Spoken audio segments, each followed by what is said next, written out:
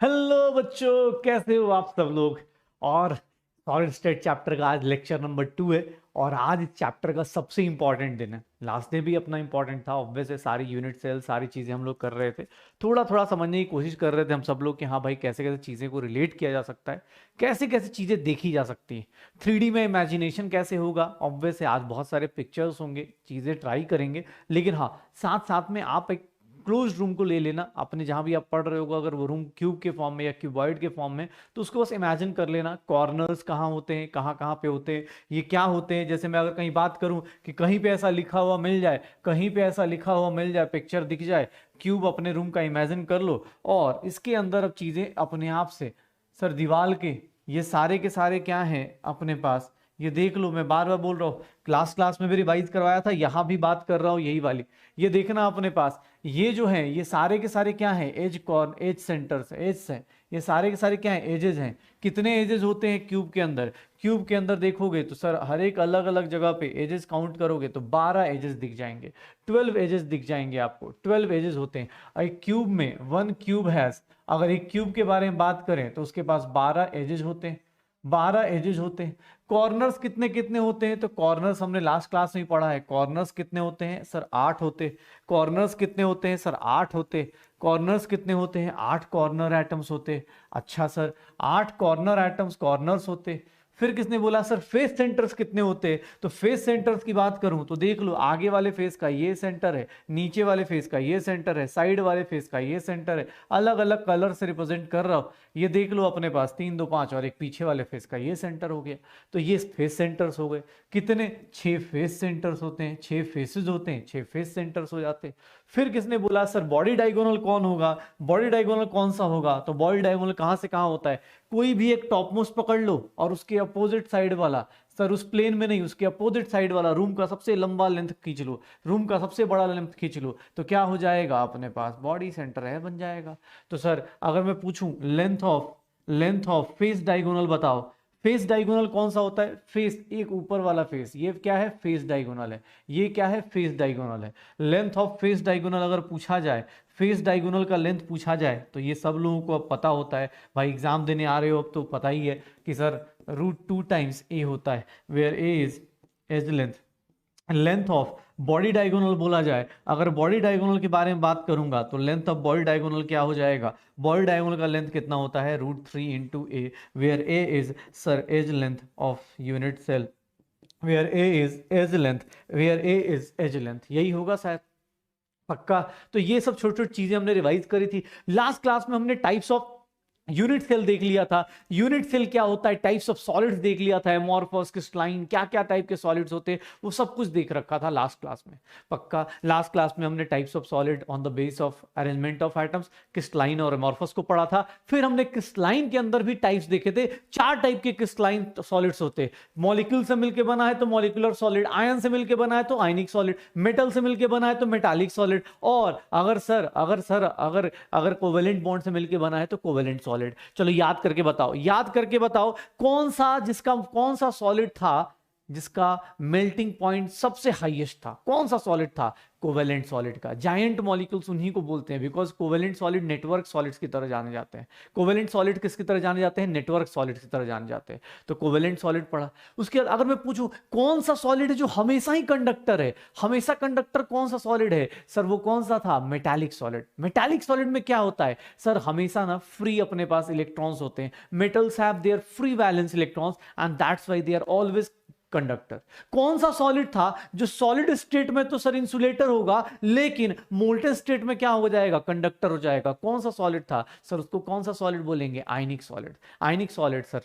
उसके बाद अगर तुमसे पूछा जाए कौन सा सॉलिड है सर जो कोई एक्सेप्शन भी नहीं दिखाता, हमेशा ही इंसुलेटर होता है, इंसुलेटर रहने वाला सॉलिड कौन सा था, मॉलिक्यूलर सॉलिड। चाहे वो अपने पास हाइड्रोजन बॉन्डेड हो, चाहे डाइपोल डाइपोल हो, चाहे नॉन पोलर हो, सर सब के सब अपने पास क्या होंगे, इंसुलेटर्स होंगे। तो ये सब क्वेश्चंस थे। फिर हम लोग आगे आए थे, हमने ये देखा था क्रिस्टल लैटिस क्या होता है। इस यूनिट सेल का रिपीटिशन 3D में कर दो तो क्या हो जाएगा, क्रिस्टल लैटिस हो जाएगा। क्रिस्टल लैटिस का सबसे छोटा सा पार्ट लेके आए हम लोग, कौन सा, यूनिट सेल। यूनिट सेल में क्या होता है कि सर अब 1 डायमेंशन यूनिट सेल भी हो सकता है, 2 डायमेंशन भी हो सकता है, 3 डायमेंशन भी हो सकता है। हमारी जिंदगी 3 डायमेंशन पे है तो हम 3D में बात करें। 3D यूनिट सेल में कितने प्रॉपर्टीज हैं जो चेंज हो सकती हैं, तो 3D के अंदर चेंज होने वाली प्रॉपर्टीज कौन कौन सी थी, length, breadth, height, alpha, beta, gamma. ये 3 distance, length, breadth and height change हो सकता है, या फिर अल्फा, बीटा और गामा चेंज हो सकता है। तो ये बेसिक हम लोग लेके आए थे, पक्का। लेंथ, ब्रेड्थ एंड हाइट और अल्फा, बीटा और गामा, ये बेसिक बेसिक चीजें हम लोग चेंज करके आए। फिर किसी ने बोला कि सर इनको चेंज करेंगे कितने टाइप के लैटिसेस बन सकते हैं।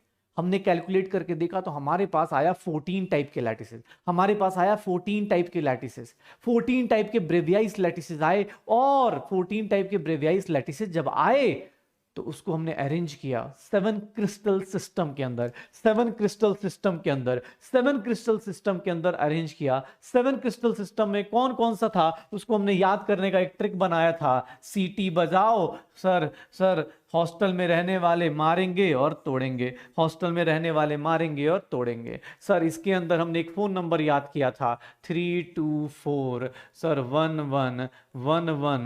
111121, ऐसा करके हमने याद किया था सर। 3241111 ऐसे करके नंबर याद किया था। फिर हम लोगों ने ये भी देखना शुरू किया, हमने ये भी देखना शुरू किया कि सर क्यूबिक होगा, अगर ये क्यूबिक है सर, ये टेट्रागोनल है, ये टेट्रागोनल है, अल्फा, बीटा, गामा। हमने 3 दोस्तों की कहानी बनाई थी, याद आ रही है क्या, शॉर्टकट याद आ रहा है क्या सर। 3 दोस्तों की कहानी बनाई थी, हेक्सागोनल था, रोम्बोहेड्रल था, ये रोम्बोहेड्रल था, तो रोम्बोहेड्रल था, मोनोक्लिनिक था और लास्ट में ट्राई क्लिनिक था। सर 3 दोस्त थे, तीनों दोस्त हंसते मुस्कुराते चल रहे थे, तीनों दोस्त हंसते मुस्कुराते चल रहे थे। अल्फा, बीटा, गामा सब के सब मस्त एक्सप्रेशन के साथ जिंदगी जी रहे थे। अल्फा, बीटा, गामा 90 डिग्री, तीनों दोस्त साथ साथ में चल रहे थे। तुम्हें मैंने बताया था उनको कुछ दिखा और वहीं से वो बेचारे क्या हो गए, फ्रस्ट्रेशन में नहीं, थोड़ा एक्साइटेड स्टेट में चले गए। पता चला सबसे पहले कौन कूद के आगे गया, सी गया। फिर सर अभी भी सब मुस्कुराए जा रहे हैं, अभी भी सब मंद मंद मुस्कुराए जा रहे हैं क्योंकि सर मजा आ रहा है। अब सर अब बी को भी नहीं रहा गया, उसने बोला चलो भाई मैं भी जंप करके आगे चला जाता हूं। जंप करके वो भी आगे चला गया। सर यहां पे भी सब मुस्कुराए जा रहे हैं, एकदम मस्त वाला। फिर किसी ने बोला कि अरे हॉस्टल में रहने वाले आ गए, उन्होंने बोला भाई सब सुनो सुनो, एक काम करते, इन दोनों को ना, तीनों को पकड़ते हैं। जैसे ही पकड़ने की बारी आई सर, ए, बी और सी, सबसे पहले मुकर कौन गया, सी। बोला भाई मैं नहीं जानता, इवन कि ये बेचारे अभी मुस्कुरा ही रहे हैं, अभी भी मुस्कुरा ही रहे हैं। ये भाई साहब बोले कि नहीं भाई हम तो जानते भी नहीं इन लोगों को, इन लोगों को हम जानते तक नहीं हेक्सागोनल में। फिर रोम्बोहेड्रल की बारी आई, इन लोगों ने बोला कि एक काम करते हैं भाई, देख तीनों दोस्त हैं, साथ साथ में चलते हैं, लेकिन हाँ एक काम कर लेते हैं, हम ना तीनों अपना एक्सप्रेशन चेंज कर लेंगे। हम तीनों अपना एक्सप्रेशन क्या करेंगे, चेंज कर लेंगे। हम बोलेंगे हमें तो कुछ पता ही नहीं है। याद करो यही ट्रिक था। फिर क्या हुआ, पिटने की बारी आई। कौन पहले पिटता है सर, कौन पहले पिटता है, तो आपको ही पता है कि सर ए, बी इज और ऑफ सी के बारे में बात करें, यहां तो तीनों ही इक्वल नहीं होंगे, यहां तीनों ही इक्वल नहीं होंगे। यहां भी अपने पास पिटने की बारी आई, सबसे पहले कौन पिटता है, अल्फा और गामा तो अभी भी मुस्कुरा ही रहे थे। पिटाई स्टार्ट हुई बीटा की, और बीटा बेचारा कितना हो गया, 90 डिग्री से टूटना शुरू हुआ। फिर लास्ट में सब के सब अल्फा, बीटा और गामा सब के सब क्या हुए, बर्बाद हो गए। सब के सब क्या हो गए, बर्बाद हो गए। अल्फा ना बीटा ना गामा, सब के सब क्या हो गए, बर्बाद हो गए। पक्का। तो ये हमने याद किया था, क्यूबिक, सीटी बजाओ, हॉस्टल में रहने वाले मारेंगे और तोड़ेंगे। तो हमने ये सारा एंगल वेंगल याद किया था। ये इसके अंदर कौन कौन सा पॉसिबल है, तो इसके अंदर हमने पढ़ा था सिंपल पॉसिबल है, फेस सेंटर्ड पॉसिबल है, बॉडी सेंटर्ड पॉसिबल है। यहां पे बात करोगे तो सिंपल पॉसिबल है, और यहां पे क्या पॉसिबल होता है, बॉडी सेंटर्ड नहीं, बॉडी सेंटर नहीं होता ना। क्या क्या याद आ रहा है, क्या आ रहा है अपने पास, चलो एंड सेंटर्ड बताओ कहां कहां पॉसिबल है। एंड सेंटर्ड यहां सब टाइप के पॉसिबल है, बॉडी, फेस और एंड सेंटर्ड। सर यहां पे देखोगे सिर्फ और सिर्फ सिंपल तो हर एक जगह ही प्रेजेंट है, प्रिमिटिव वाला तो हर एक जगह ही प्रेजेंट रहता है, सिंपल तो हर एक जगह ही रहेगा। लेकिन यहां पे क्या होगा, मोनोक्लिनिक में एंड सेंटर्ड भी पॉसिबल हो जाता है। सर फेस सेंटर यहां पे पॉसिबल होगा टेट्रागोनल में। तो ये सारी कहानी हमने लास्ट में कर रखी थी। तो लास्ट क्लास में हमने ये सब कुछ पढ़ा हुआ है। क्रिस्टल सिस्टम 7 थे, उसके अंदर अंदर अरेंजमेंट देख रहे थे। फिर किसी ने बोला कि sir effective number of atoms बताओ, इफेक्टिव नंबर ऑफ एटम्स बताओ, अगर कोई कॉर्नर का एटम है तो इफेक्टिवली वो कितना आपके पास है, मतलब मुझे कोई कॉर्नर दिख रहा है तो उसका कितना पोर्शन मेरे पास होगा। सर अगर मैं इफेक्टिव पोर्शन के बारे में बात करूं, इफेक्टिव पोर्शन के बारे में बात करूं, effective portion of an atom, effective portion of an atom in a unit cell, in a unit cell, ठीक है, अगर एक यूनिट सेल में बात करें तो कितना होने वाला है, तो मैं सर सीधा सीधा लिख रहा हूं इफेक्टिव पोर्शन क्या होने वाला है। अगर सर मैं बात करता हूं, अगर कॉर्नर का एटम है तो कॉर्नर एटम का कितना लूंगा, 1/8 लूंगा। अगर मैं फेस सेंटर का एटम लेता हूं, अगर मैं फेस सेंटर का एटम लेता हूं तो उसका कितना ले लूंगा सर, 1/2 ले लूंगा। अगर मैं सर अपने पास एज सेंटर का कोई एटम लेता हूं, कोई एज लूंगा तो वो कितना लूंगा, एज सेंटर का एटम का कितना पोर्शन मेरे पास होगा, 1/4। और अगर कोई बॉडी सेंटर होगा, अगर कोई बॉडी सेंटर एटम होगा तो बॉडी सेंटर एटम का कितना पोर्शन मेरे पास होगा sir, 1/2 portion. Sorry body centre का पूरा होगा, 1/2 नहीं, 1/1 होगा। तो ये हमने इफेक्टिव पोर्शन पढ़े।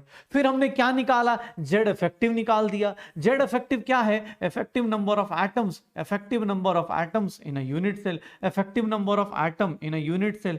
सर यूनिट सेल के अंदर कौन कौन से यूनिट सेल हमने पढ़े, तो सर सबसे पहले सिंपल या प्रिमिटिव वाले को पढ़ते। सिंपल या प्रिमिटिव वाले को जब हमने पढ़ा था लास्ट क्लास में तो हमने यहाँ पे निकाला इसका जेड इफेक्टिव कितना हो जाएगा सर, 8 कॉर्नर पे हैं, 8 × 1/8, 1 हो गया। सर फेस सेंटर की बात करें तो फेस सेंटर एटम में, फेस सेंटर्ड की बात करें तो सर कॉर्नर पे तो हमेशा ही रहेगा, कॉर्नर पे तो हमेशा ही रहेगा, प्लस सर जो फेस सेंटर्स हैं उनका कितना पोर्शन हो जाएगा सर, ये हो जाएगा। फिर अगर मैं बात करूं सर बॉडी सेंटर की, तो बॉडी सेंटर्ड जो होंगे वो बॉडी सेंटर्ड क्या हो जाएंगे अपने पास सर, 8 × 1/8 प्लस क्या हो जाएगा 1, क्या हो जाएगा 2, यहाँ 1, ये 4। तो जेड इफेक्टिव ऐसे ऐसे करके निकालते रहो, इफेक्टिव पोर्शन ऑफ एटम्स करके हो जाएगा पक्का। तो यहां तक हम लोग लास्ट क्लास में कर लिया था, यहां तक की चीजें हमने लास्ट क्लास में की थी और उसको रिवाइज करा दिया मैंने। अब सर यहां से कहानी कुछ और लेवल पे लेके जाते हैं। आज से कहानी कुछ और बेसिक लेवल पे आएगी, ठीक है। आज कुछ बातें चलेंगी और कुछ बातें थोड़ी सी एनसीईआरटी के ऊपर भी जाएंगी, क्योंकि सर पहले क्वेश्चंस आते थे, आज के टाइम पे तो अब नहीं पूछे जाते, लेकिन हाँ पहले क्वेश्चंस पूछे जाते थे, तो इसलिए वो क्वेश्चंस, वो वाले पोर्शंस को भी हम लोग देखेंगे। जैसे आयनिक सॉलिड्स एनसीईआरटी में आज के टाइम पे नहीं आता, लेकिन हाँ हम पढ़ते हैं। एनसीईआरटी में नहीं आता NaCl, सीजियम क्लोराइड, इन सब का स्ट्रक्चर, लेकिन हम लोग आज इसको जानने वाले हैं। पहले फटाफट देखें तो आज हम लोग क्या स्टार्ट करते हैं, analysis of unit cell. Unit cell की एनालिसिस शुरू करते हैं। यूनिट सेल की एनालिसिस शुरू करते हैं तो मेरे पास आता है simple cubic cell, simple cubic cell, simple cubic cell. Cubic cell में 3 ही है, क्यूबिक सेल ही हमें जानना है, सिंपल क्यूबिक सेल, क्यूबिक ही जानना है, सिंपल, बॉडी और फेस, 3 ही लोगों को जानना है। क्यूबिक सेल ही हम पढ़ना आसानी से जानते हैं तो उसी को करेंगे। देखना सिंपल क्यूबिक सेल में अगर मैं बात करूं सिंपल क्यूबिक सेल का, तो ये सर यहां पे क्या होगा, सिर्फ और सिर्फ कॉर्नर पे ही एटम्स होंगे, सिर्फ और सिर्फ क्या होंगे, कॉर्नर पे ही एटम्स होंगे। तो कॉर्नर पे ही एटम्स इमेजिन कर लेते हैं। देखना मैं पिक्चर बना रहा हूं, अभी अच्छी पिक्चर भी दिखा दूंगा 3D वाली, लेकिन हाँ भाई ट्राई करो कि अगर आप मेमोराइज कर सकते हो। यहां पे सिंपल क्यूबिक यूनिट सेल में क्या होते हैं कि एटम्स आर, यहां पे एक कंडीशन होती है, atoms are present only at, atoms are present only at corners and corner atoms touch each other। हर एक कॉर्नर एक दूसरे को क्या करेगा, टच करता रहेगा।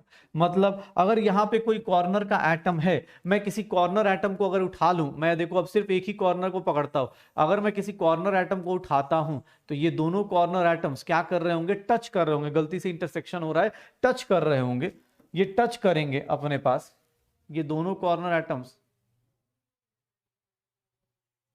ये दोनों कॉर्नर एटम्स क्या करेंगे, टच कर रहे होंगे। तो सर कॉर्नर पे, कॉर्नर एटम को देखोगे ध्यान से तो क्या हो रहा होगा सर, अगर मैं टच करने की बात कर रहा हूं, अगर मैं टच करने की बात कर रहा हूं, देख भाई तुझे ऑब्जेक्टिव एग्जाम देना है तो तू इतना पिक्चर पे मत जा, ये देखना सर यहां से लेकर यहां तक, इसी को हम लोग क्या बोलते हैं, एज लेंथ बोलते हैं। सेल का एज लेंथ होगा और ये किसके इक्वल हो रहा है, आर और आर के इक्वल हो रहा है। सर सीधा सीधा पिक्चर देख के बता सकते हो, A is equals to 2r। क्या सर रेडियस आर क्या है, where A is sir edge length of edge length of cell, edge length of cube, और आर क्या है, तो sir R is nothing, radius of atom, radius of atom लिख सकते हैं। R is equals to a is equals to 2r। Picture देखो उसके हिसाब से सोचो। फिर किसने बोला सर इसका जेड इफेक्टिव बताओ, जेड इफेक्टिव एससीसी का कितना हो जाएगा, एससीसी का कितना हो जाएगा, तो सर कुछ नहीं, कितना हो जाएगा 8 इंटू 1/8, कितना हो जाएगा 1।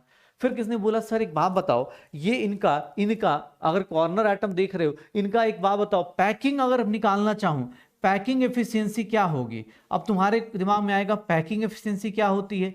पैकिंग एफिशिएंसी अगर कोई पूछता है तो इसका मतलब कुछ नहीं, ये पूरा एटम है, पूरा यूनिट सेल है, पूरा यूनिट सेल का आप कितना पोर्शन यूज कर रहे हो, volume of unit cell, volume of one unit cell, volume of one unit cell divide by volume occupied by atoms, मतलब पूरे इनटू क्या कर दूं 100 कर दूं। सर पहली बार आप फॉर्मूला देख रहे हो तो प्लीज अपने पास अलग से बॉक्स बना के लिख लेंगे कि सर पैकिंग एफिशिएंसी क्या होती है, volume of one unit cell, volume occupied by atoms. एक यूनिट सेल के अंदर, एक यूनिट सेल के अंदर कितना वॉल्यूम एटम्स ने ऑक्युपाई कर रखा है, इनटू क्या कर देंगे 100 कर देंगे, इनटू क्या करेंगे 100 कर देंगे। सर पैकिंग एफिशिएंसी निकालने चल रहे हैं हम, पैकिंग एफिशिएंसी निकालने चलते हैं, पैकिंग एफिशिएंसी निकालने चलेंगे।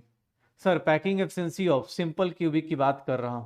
सर बताओगे, सर क्या करने वाला हूं, Z effective into volume of one atom divided by sir volume of one unit cell, put कर दें इनटू 100।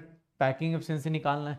जेड इफेक्टिव एससीसी में कितना होगा 1, volume of one atom sir spherical होता है, हर एक एटम स्फेरिकल होता है, और एक का क्या हो जाएगा क्यूब। सर आपने थोड़ी देर पहले ही लिखा है a is equals to what 2r, तो a क्यूब को क्या पुट कर सकते हो 8r क्यूब पुट कर सकते हो, पुट करके देख लो अपने पास क्या आ जाएगा 4/3 pi R cube upon 8r cube into 100। Sir क्या हो गया, आर क्यूब से आर क्यूब चला गया, 2 से 2 चला गया, सर पाई/6 इंटू 100। इसकी वैल्यू निकालोगे तो ये कितना आ जाएगा 52.4%। सर आप सिंपल क्यूबिक यूनिट सेल में जाओगे, सिंपल क्यूबिक यूनिट सेल में जाओगे तो 3 रिलेशंस याद रखने हैं। एक a is equals to 2r, अभी हम लोग लास्ट में एक डायग्राम वो बना भी देंगे, बॉक्स ही बना देंगे। एक तो a और r के बीच का रिलेशन, 3 क्वेश्चन पूछ जाते हैं।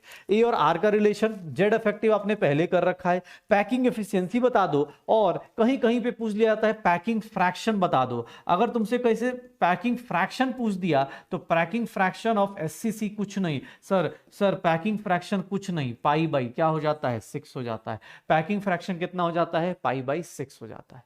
कोई पूछे पैकिंग फ्रैक्शन इतना है, मतलब इसका मतलब क्या होगा, अगर यूनिट सेल का अगर वॉल्यूम 100 सेंटीमीटर क्यूब है तो उसमें एटम कितना स्पेस ले रहा है, इतना स्पेस ले रहा है। बाकी स्पेस क्या है, खाली पड़ा हुआ है। एम्प्टी स्पेस कितना पड़ा हुआ है, एम्प्टी स्पेस को हम लोग क्या नाम देते हैं, empty space in unit cell, empty space in unit cell, या फिर इसी को हम लोग एक नाम देते हैं क्या, वॉइड्स दे देते हैं। वो कितना हो जाएगा 100 माइनस 52.4%, कितना आ जाएगा 47.6%, क्या है खाली पड़ा है 52.4%। एम्प्टी स्पेस कितना हो जाएगा 47.6%, ये क्या हो जाएगा तुम्हारा पैकिंग एफिशिएंसी। और दूसरा वॉइड्स मतलब खाली स्पेस कितना है, खाली स्पेस कितना पड़ा हुआ है, खाली स्पेस निकाल लो। अच्छा फिर किसने बोला सर एक चीज और बताओ, पहले पिक्चर देखते हैं फिर अब चीजें निकालेंगे। किसने बोला सर नियरेस्ट नेबर एटम बताओ। मान लो ये कॉर्नर पे एटम है, ये कॉर्नर पे एटम था, इसका नियरेस्ट एटम्स कौन कौन से कॉर्नर्स को ये टच करेगा भाई साहब। 3D में आप इमेजिन करो, इसीलिए ये पिक्चर दिखा रहा हूं। 3D में आप इमेजिन करो कितने लोगों को टच करेगा, आप खुद से सोच के बताओ। सर मैं देखो ये इस कॉर्नर को टच करेगा 1, ये इस कॉर्नर को टच करेगा 2, ये इस कॉर्नर को टच करेगा 3, ये इस कॉर्नर को टच करेगा 4, ये इस नीचे वाले कॉर्नर को टच करेगा 5, ये ऊपर वाले कॉर्नर को टच करेगा 6। टोटल कितने कॉर्नर्स को वो टच करेगा। अगर कोई कॉर्नर एटम है तो कितने कॉर्नर एटम्स को टच कर सकता है। सर रटने की भी जरूरत नहीं, आपको जब नियरेस्ट नेबर निकालते हो, आप जब नियरेस्ट नेबर निकालते हो ना, आप जब नियरेस्ट नेबर्स निकालते हो तो यहां पे एक वर्ड यूज करते हैं हम लोग, coordination number. Coordination number is nothing, coordination number is nothing number of nearest neighbours, जो नजदीक के नेबर्स हैं जो आपको टच कर रहे हैं, नियरेस्ट नेबर्स, या फिर एटम्स एडजेसेंट एटम्स एडजेसेंट, तो इसी को क्या बोल देते हैं, कोऑर्डिनेशन नंबर।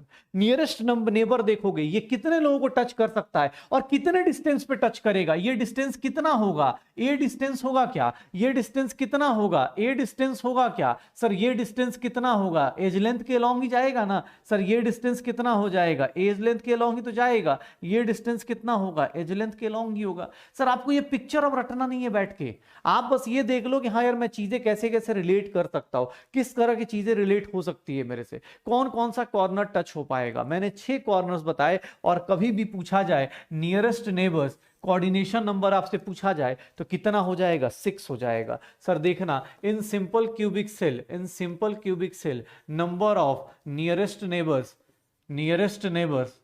और एक ट्रिक बता देता हूं, इसी को याद रखना, नियरेस्ट नेबर्स या फिर इसी को क्या बोल देते हैं, कोऑर्डिनेशन नंबर। कोऑर्डिनेशन नंबर आपसे पूछा जाए तो सर सिंपल क्यूबिक में क्या हो जाता है, 6। कितने डिस्टेंस पे होंगे, एट अ डिस्टेंस ऑफ कितने डिस्टेंस पे होंगे, ए डिस्टेंस पे होंगे। एक लाइन याद रखना, मैं तुम्हें ना आज से एक ट्रिक बता देता हूं, एक सिंपल सा लाइन याद रखना, कोऑर्डिनेशन नंबर फिक्स रहता है, कोऑर्डिनेशन नंबर ना फिक्स रहता है, कोऑर्डिनेशन नंबर फिक्स रहता है, पता है किसके अलोंग ए। अगर ए के लॉन्ग एज लेंथ के लॉन्ग चलोगे ना तो उसका कोऑर्डिनेशन हमेशा फिक्स रहेगा, कितना आएगा, 6।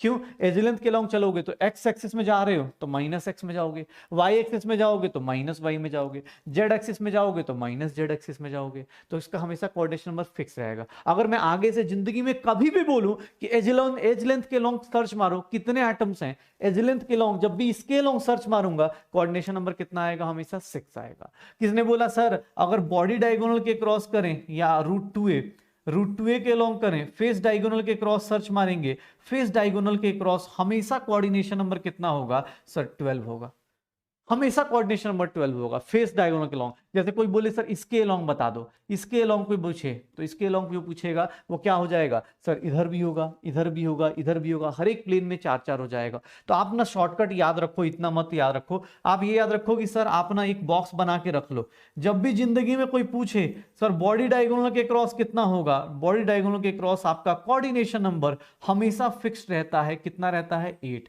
सर ये शॉर्टकट बना के रख लीजिए, एग्जाम हॉल में ये शॉर्टकट याद करके जाइएगा।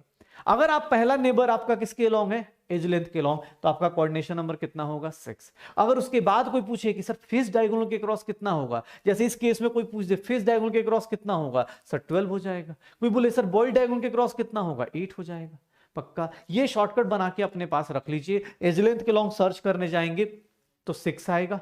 अगर कोई बोले कि sir number of next nearest कोई बताए कि सर और अगला नेबर बताओ, ऐसे पूछेगा नहीं भाई, बस ये याद दिलाने के लिए बता रहा हूं। अगर नेक्स्ट नियरेस्ट पूछे तो सर कुछ नहीं, वो कितना हो जाएगा, 12। क्यों, क्योंकि सर आप किसके डिस्टेंस पे सर्च मारोगे, at a distance of root 2a search मारोगे, रूट 2a डिस्टेंस पे आप सर्च मारोगे। नंबर ऑफ नेक्स्ट टू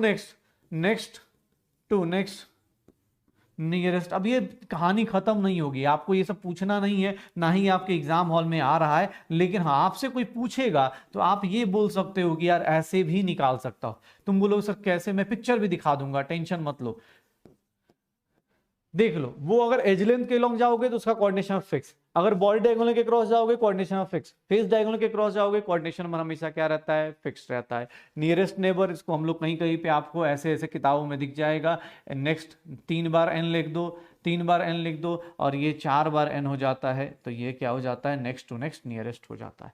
पक्का, तो डिस्टेंस पे निकालते रहो, 6, 12 और 8 ऐसे करते रहिए, पक्का हो जाएगा सर, हो जाएगा। जैसे देख लो, फिर से वही दिखा रहा है, ये किस में होगा देखना। अब अगला, तुमने पहले वाला कहां देखा, ये वाला कहां देखा था, ए डिस्टेंस पे। किसने बोला सर अगला वाला दिखाना, अगला वाला पहली बार हम कर रहे हैं इसलिए हम सारे पिक्चर्स देखना है। ये देखना, रूट 2a डिस्टेंस पे ये होगा, रूट 2a डिस्टेंस पे ये देखना, रूट 2a डिस्टेंस पे ये होगा, रूट 2a डिस्टेंस पे ये होगा। हर एक प्लेन में क्या होगा, हर एक प्लेन में ये वाला भी रूट 2a डिस्टेंस पे होगा।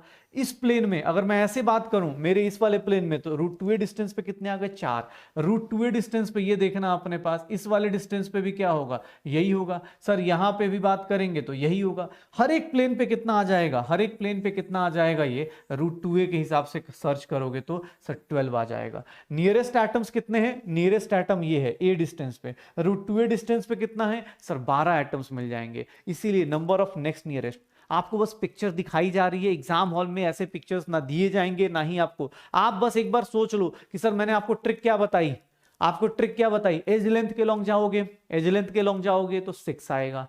अगर सर आप इस डिस्टेंस पे जाते हो, इसके लॉन्ग घूमते जाओगे तो 6 ही आएगा। सर अगर √2a डिस्टेंस पे जाओगे हमेशा क्या आएगा अपने पास, हमेशा अपने पास √2a डिस्टेंस पे 12 आएगा। और अगर √3a के डिस्टेंस पे जाओगे तो हमेशा कोऑर्डिनेशन में कितना होगा 8 होगा। √3a के डिस्टेंस पे जाओगे कोऑर्डिनेशन में कितना हो जाएगा 8 हो जाएगा। पक्का।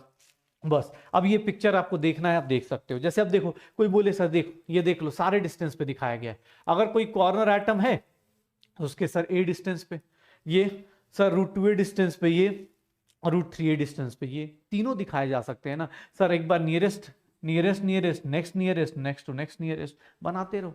आपको ये सब नहीं सोचना, आप खुद से सोच लो इसके नियरेस्ट एटम्स कितने होंगे, मैं सीधा सीधा पूछ दूं कोऑर्डिनेशन नंबर कितना होगा, आंख बंद करके कितना 6, इसके कोऑर्डिनेशन नंबर कितना होगा 12, इसका कोऑर्डिनेशन नंबर कितना हो जाएगा अपने पास 8 हो गया।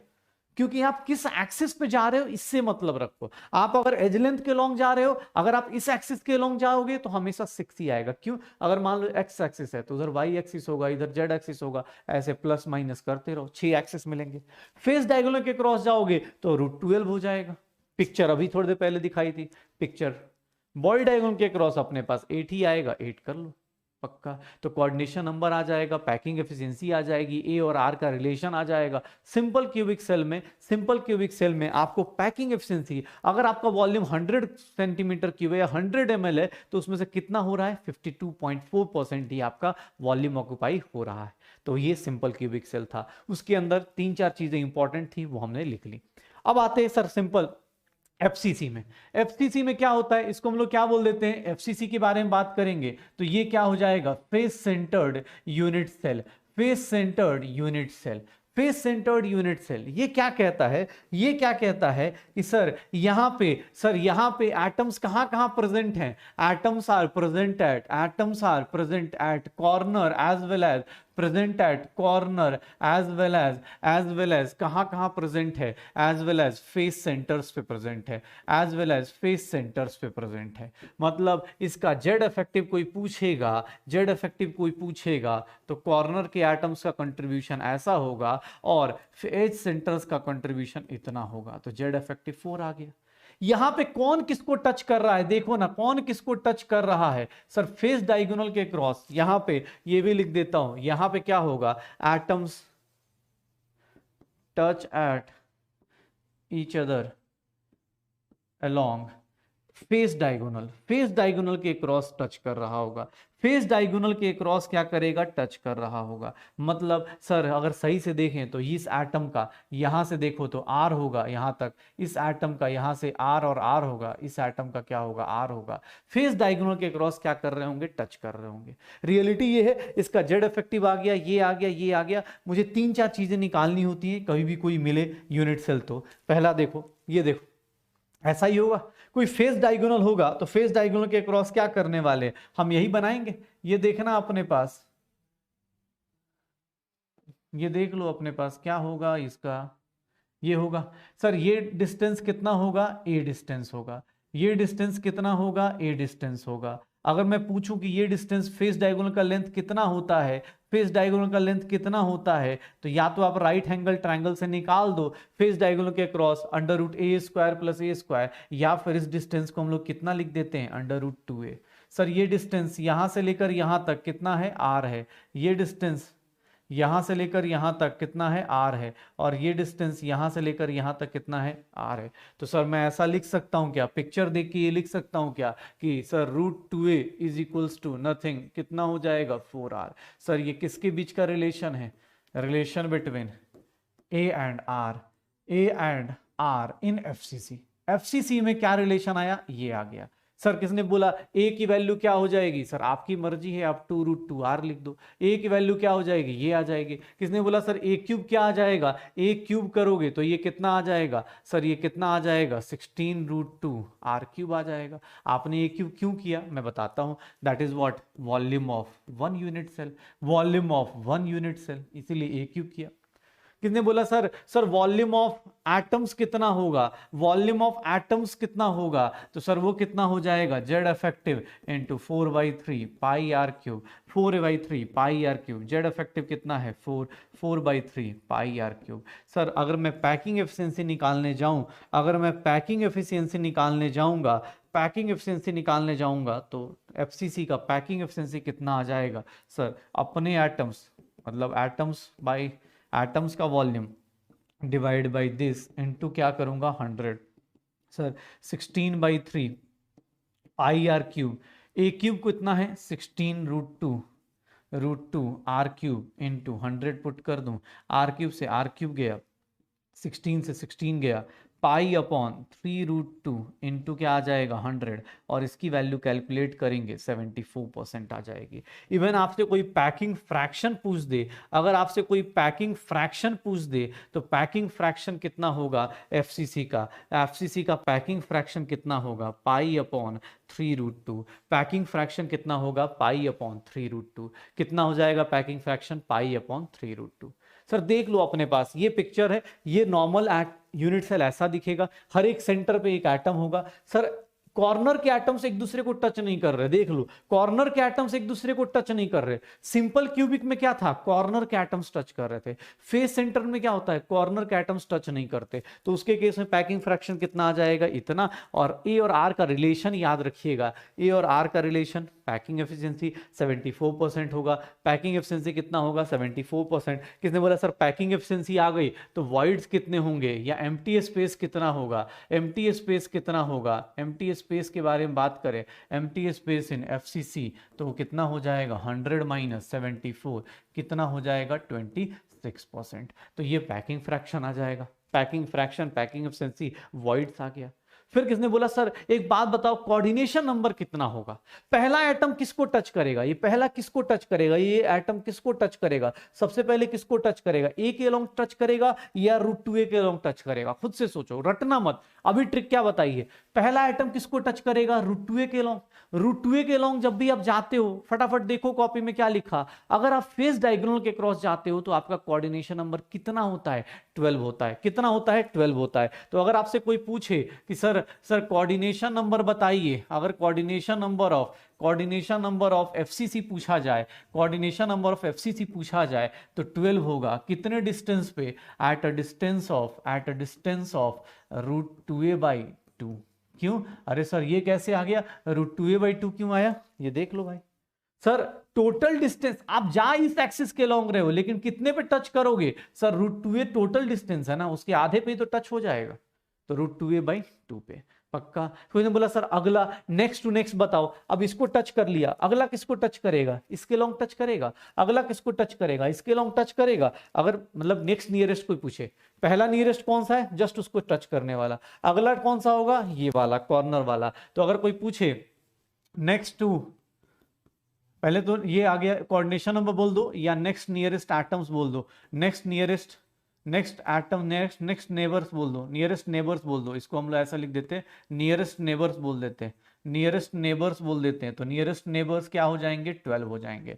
नेक्स्ट नियरेस्ट अगर कोई पूछता है, नेक्स्ट नियरेस्ट नेबर्स कोई पूछेगा, जस्ट बगल वाला, एक होता है कि जो पड़ोसी अपने घर के साथ बाउंड्री शेयर कर रहा हो और एक होता है कि उसके बगल वाला, वो क्या हो गया 6। कितने डिस्टेंस पे, एट अ डिस्टेंस ऑफ, आपको ये देखना है कितने डिस्टेंस पे होगा, सर ए डिस्टेंस पे होगा, एट अ डिस्टेंस ऑफ ए। अगर आप किसके लॉन्ग जाते हो, एज लेंथ के लॉन्ग सर्च करने जाओगे दोस्तों को तो 6 दोस्त मिलेंगे आपके। अगर आप फेस डायगोनल के क्रॉस सर्च करने जाओगे आपके कितने दोस्त मिलेंगे 12 दोस्त मिलेंगे, आपके कितने दोस्त मिलेंगे 12 दोस्त मिलेंगे। देख ले भाई पिक्चर ऐसी दिख रही होगी, देख लो नियरेस्ट एटम्स दिख जाएंगे।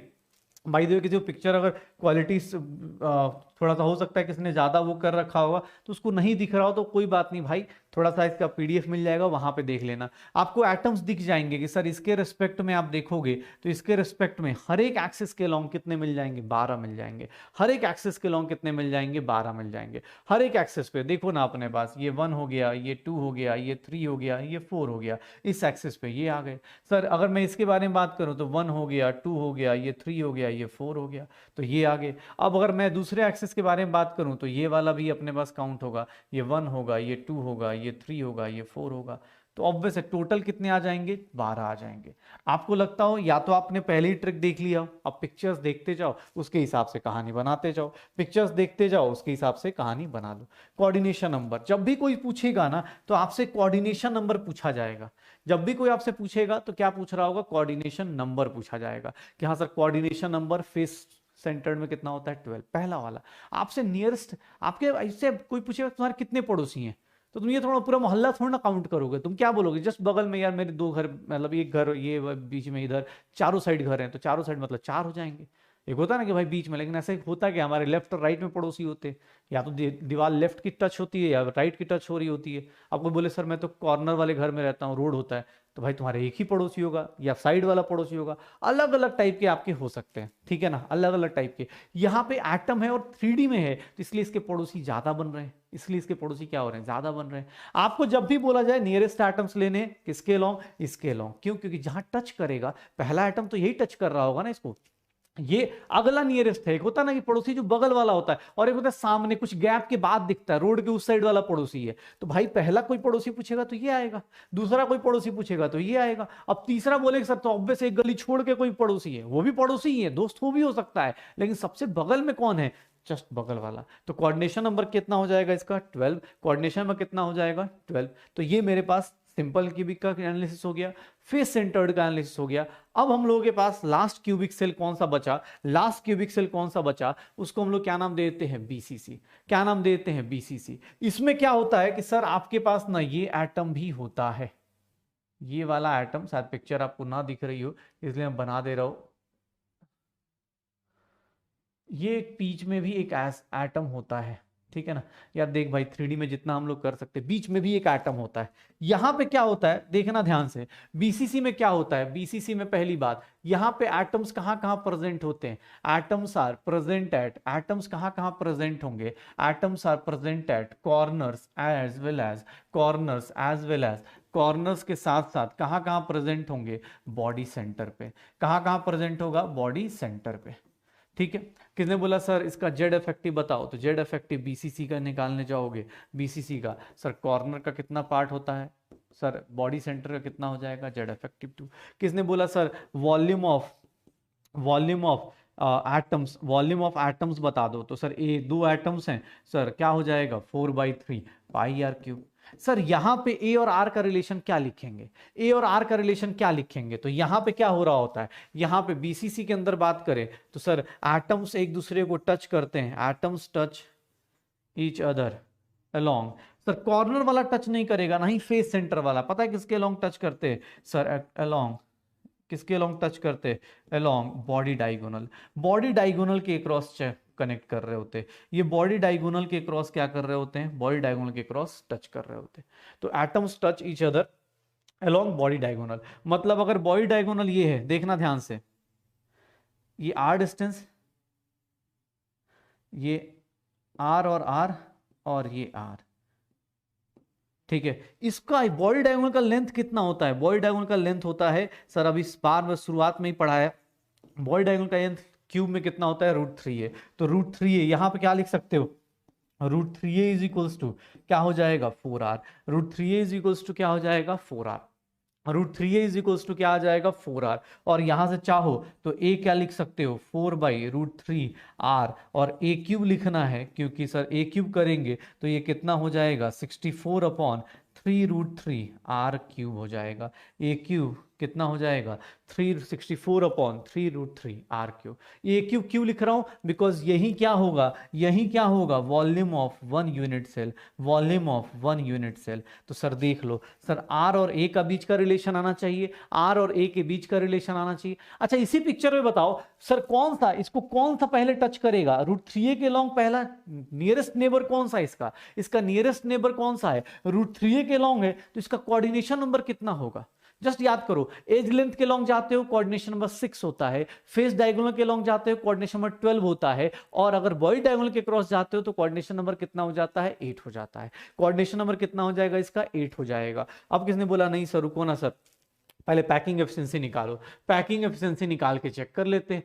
पैकिंग एफिशिएंसी किसने बोला, पैकिंग एफिशिएंसी किसने बोल दिया, पैकिंग एफिशिएंसी अगर किसने बोल दिया कि सर बीसीसी का निकाल दो, तो वो कितना हो जाएगा 2 into 4/3 pi R cube divided by a cube into क्या करेंगे 100 कर देंगे, यही होगा। अब सर 100 से ये पुट करके देख लो सर, ये 8/3 पाई आर क्यूब, ए क्यूब की वैल्यू कितनी निकाली है हम लोगों ने 64 आर क्यूब इंटू 3√3, यही था शायद, इंटू 100 करने वाले। सर ये 3 से 3 गया, 8 से 8 गया, आर क्यूब से आर क्यूब गया, और ये कितना हो गया √3 पाई बाई 8 इंटू 100।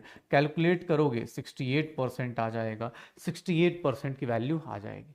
इवन कोई पूछे पैकिंग फ्रैक्शन बताओ, तो पैकिंग फ्रैक्शन कितना हो जाएगा, इसके केस में पैकिंग फ्रैक्शन कितना हो जाएगा √3 पाई बाई 8 हो जाएगा। और अगर आपसे कोई पूछे वॉइड्स बताइए या एम्प्टी स्पेस बताइए, तो एम्प्टी स्पेस बीसीसी के अंदर कितना होता है, तो सर 100 माइनस 68% कितना हो जाएगा 32% हो जाएगा, कितना हो जाएगा 32% हो जाएगा।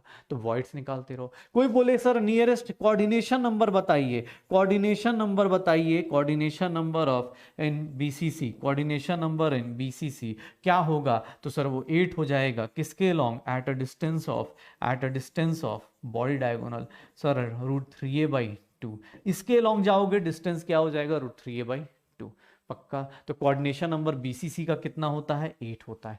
सर तीनों टाइप के unit cell, cubic unit cell हमने डिस्कस कर लिया है। कोऑर्डिनेशन नंबर सबके अलग अलग, किसी के बॉडी डायगोनल के क्रॉस, किसी के फेस डायगोनल के क्रॉस। तो भाई देख यार, अब अपने पास ना तीनों टाइप के क्रिस्टल सिस्टम हो गए, तीनों टाइप के क्रिस्टल सिस्टम हो गए, तो एक काम करते हैं तीनों को क्यूबिक सेल को ना एक बार समराइज कर लेते हैं। जैसे मेरे पास सिंपल क्यूबिक दिया था, मैं देखो अब एग्जाम हॉल में मुझे ना पूरा डेरिवेशन नहीं रट के जाना, मुझे ना ये चीज़ें लेके जानी। सिंपल क्यूबिक हो गया, बॉडी सेंटर्ड हो गया इसका। सर जेड इफेक्टिव बताओगे दोनों के केस में क्या आएगा, इसके केस में 1, इसके केस में 2 और इसके केस में क्या होगा 4। किसने बोला सर जेड इफेक्टिव छोड़ दो, आप मुझे ये बताओ relation between A and R, A और आर के बीच का रिलेशन बताओ। तो सर यहाँ पे ए की वैल्यू क्या थी 2r, यहाँ पे sir √2a is equals to क्या था 4r था, और यहाँ पे √3a इज इक्वल्स टू क्या था 4r था, यही था सर। सर अगर ए और आर का रिलेशन हो गया, तो फिर किसने बोला कि सर एक काम करते हैं ना, एक काम करते हैं, ए और आर का रिलेशन हो गया, ये चीज़ें हो गई, ऐसे ऐसे चीज़ें हम देख लेते, ठीक है ना, ऐसे ऐसे चीज़ें हम लोग निकालना शुरू करते और बॉक्स बनाते चलते। ए और आर का रिलेशन हो गया, फिर किसने बोला सर पैकिंग एफिशिएंसी निकाल दो, पैकिंग एफिशिएंसी निकाल दो। पैकिंग एफिशिएंसी क्या आना शुरू होगा, पैकिंग एफिशिएंसी क्या आना शुरू होगा, तो भाई इसके बाद क्या हो जाएगा, यहाँ पे अगर बात करूँ मैं, तो यहाँ पे मैं लिख देता हूँ पैकिंग एफिशिएंसी। अगर मैं पैकिंग एफिशिएंसी लिख देता हूँ, तो फटाफट मुझे बताओगे क्या होने वाला है, इसका पैकिंग एफिशिएंसी कितना हो जाएगा, इसकी पैकिंग एफिशिएंसी 52.4%, इसकी पैकिंग एफिशिएंसी बीसीसी की 68%, और इसकी पैकिंग 74%। किसने बोला सर वॉइड्स बताओ, वॉइड्स का परसेंटेज बताओ, वॉइड्स का परसेंटेज किसका कितना हो जाएगा, वॉइड्स का परसेंटेज किसका कितना हो जाएगा, सर इसका वॉइड कितना हो जाएगा 47.6%, इसका कितना हो जाएगा 32%, और इसका कितना हो जाएगा अपने पास 26%। तो ये वॉइड्स का परसेंटेज हो जाएगा।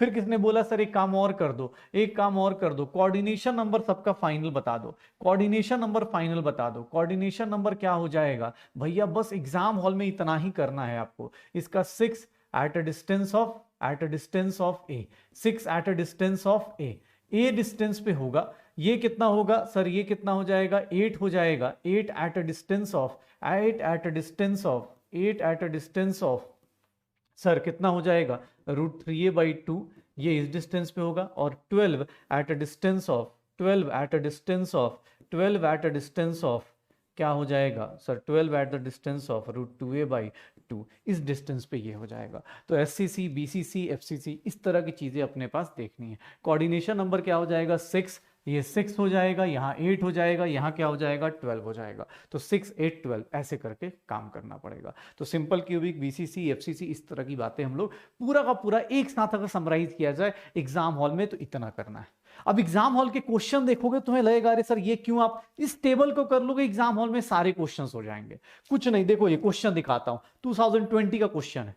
Element has BCC structure, element का बीसीसी स्ट्रक्चर है विद सेल एज कितना दिया हुआ है ए। सर ए का लेंथ कितना दिया है 288 पिकोमीटर। कोई कैलकुलेशन नहीं, क्या पूछ रहा है एटॉमिक रेडियस बताइए। सर बीसीसी के अंदर क्या रिलेशन होता है, √3a इज टू 4r होता है, तो रेडियस क्या हो जाएगा √3a/4 हो जाएगा। सर √3a/4 कितना लिख दूं 288 पिकोमीटर्स लिख दूं, रेडियस का कोई कैलकुलेशन नहीं। देखो एग्जाम हॉल बहुत ही स्मार्टली काम करवा रहा है, एग्जाम हॉल में कोई फालतू की चीजें नहीं।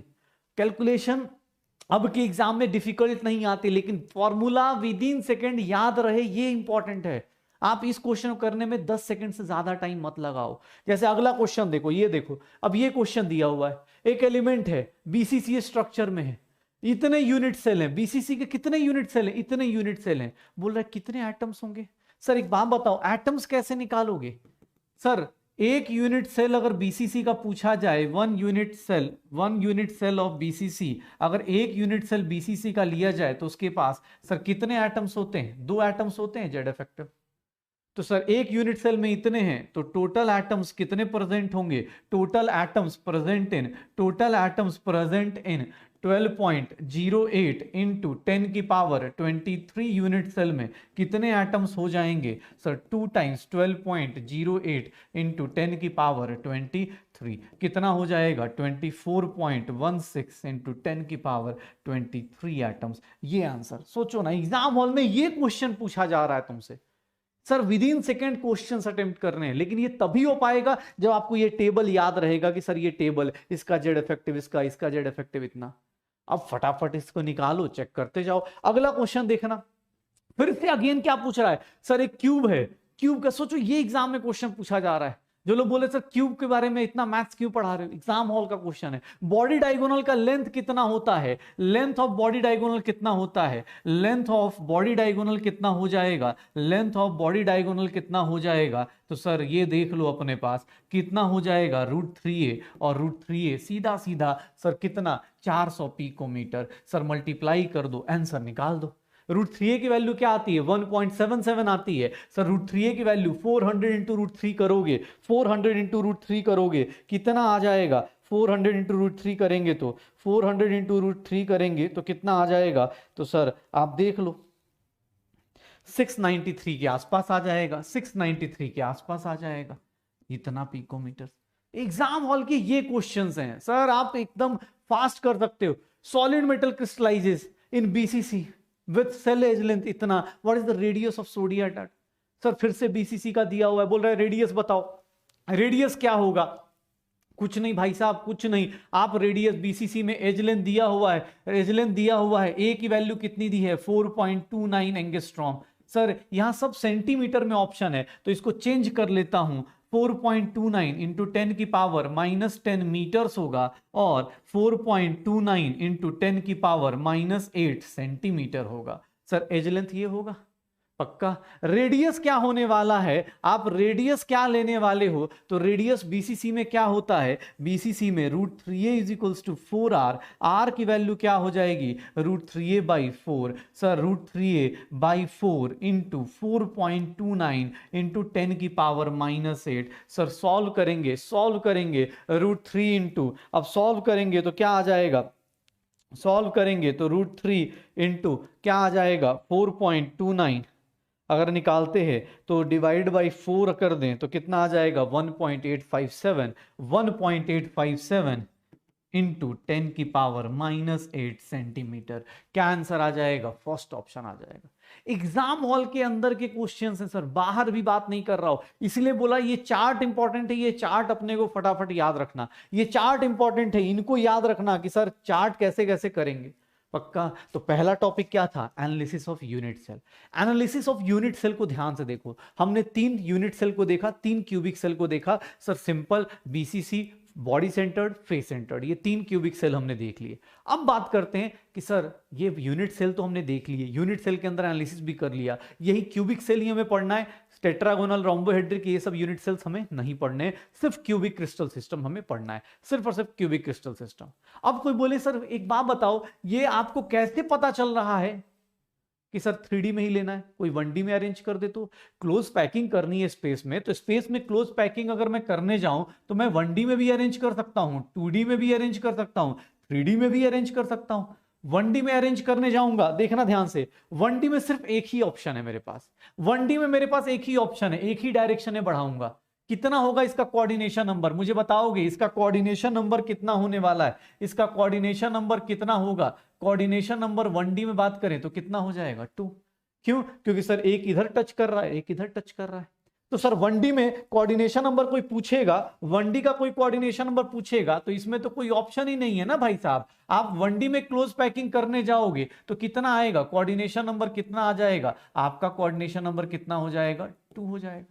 2D में बात करने जाऊंगा तो 2D में मेरे पास दो ऑप्शन है, देखना ध्यान से। 2D में क्लोज पैकिंग अगर मैं बॉल्स अरेंज करता हूं, 2D में अगर बॉल्स अरेंज करता हूं, अगर 2D में बॉल्स अरेंज करूंगा, अगर मैं 2D में बॉल्स अरेंज करूंगा, 2D में बॉल्स अरेंज करूंगा तो ये क्या होगा सर? दो टाइप से बॉल्स को अरेंज कर सकता हूं। स्फेयर को, मतलब एटम्स को दो टाइप से अरेंज कर सकता हूं, ठीक है। स्फेयर को दो टाइप से अरेंज कर सकता हूं,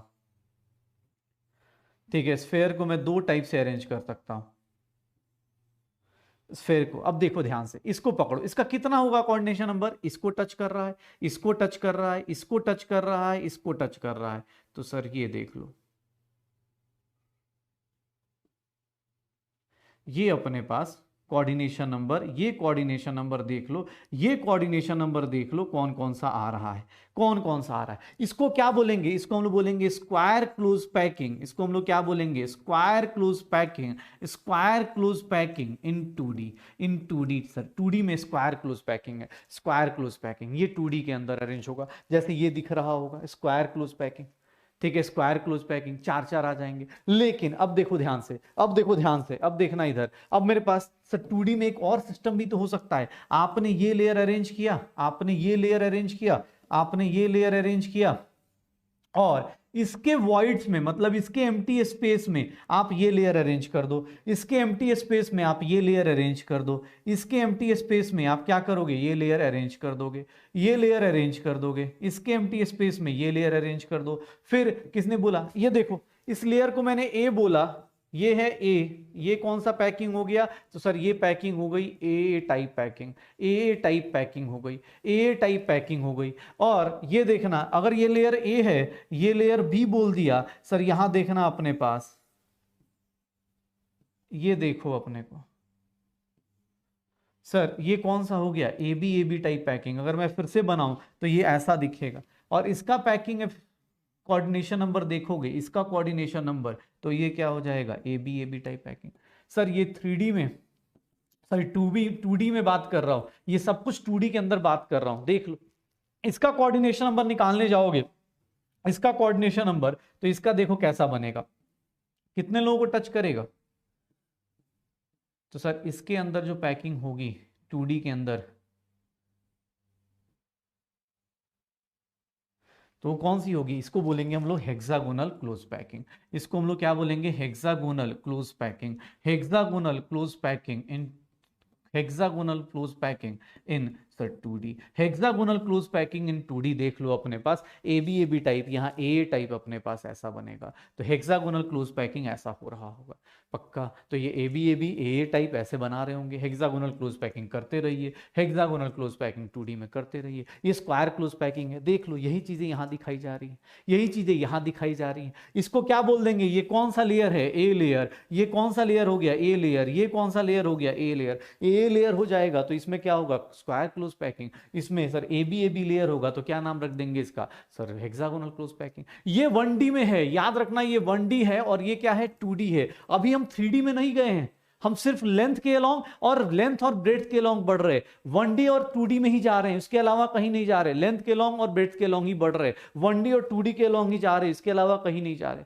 तो क्लोज पैकिंग इन स्पेस देख लो, 1D और 2D के along A B A type packing होगी तो क्या होगा? पक्का।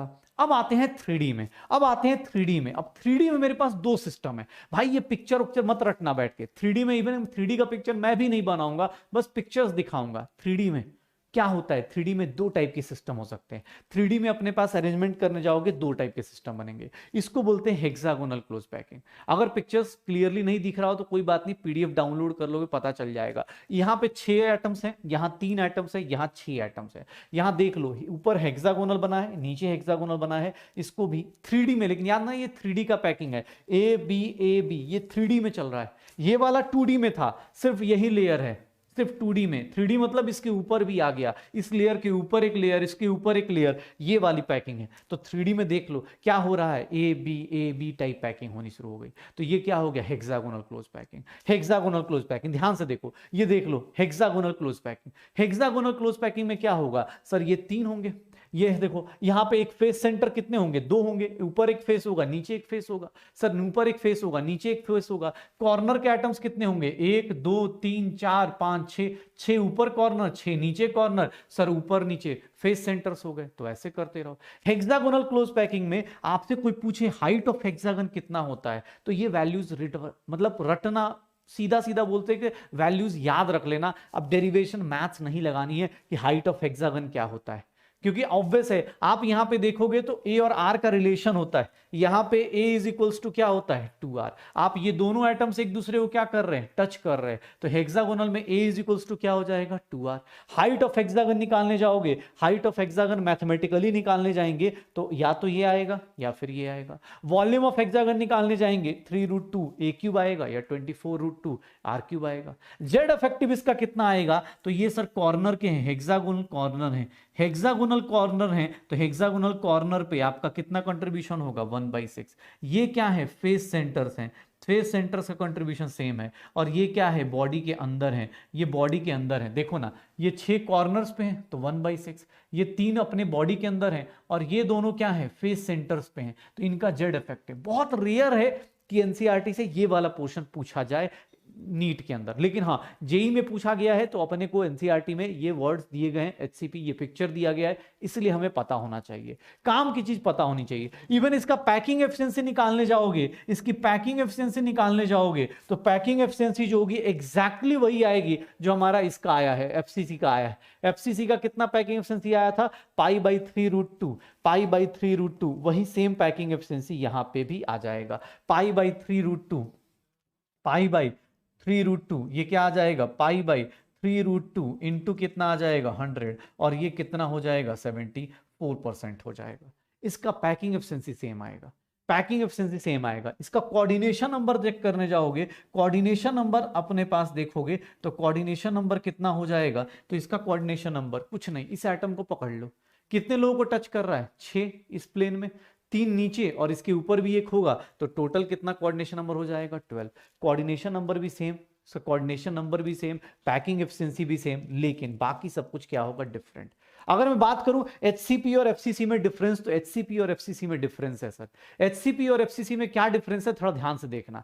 एचसीपी क्या है, ये एचसीपी है, देखना ये लेयर ए बी ए चलेगा। अगर 3D में ए लेयर बी लेयर फिर ए लेयर, तो इसको क्या बोलेंगे, एचसीपी। एचसीपी देख लो, ए बी ऐसे चल रहा होगा लेयर, तो इसको क्या बोलेंगे, हेक्सागोनल 3D में। लेकिन एफसीसी में क्या होता है, एफसीसी में क्या होता है सर, एफसीसी के अंदर देखोगे तो ए लेयर फिर बी लेयर फिर सी लेयर फिर ए लेयर, ए बी सी। तो अपने पास एबीसी टाइप पैकिंग होगी, तो उसको ये देखो, ए बी पैकिंग है, A B type packing in 3D, A B type packing in 3D क्या कहलाती है, 3D में बात कर रहा हूं। और एफसीसी किसको बोलते हैं, तो सर एफसीसी में क्या बोलेंगे, ए बी सी टाइप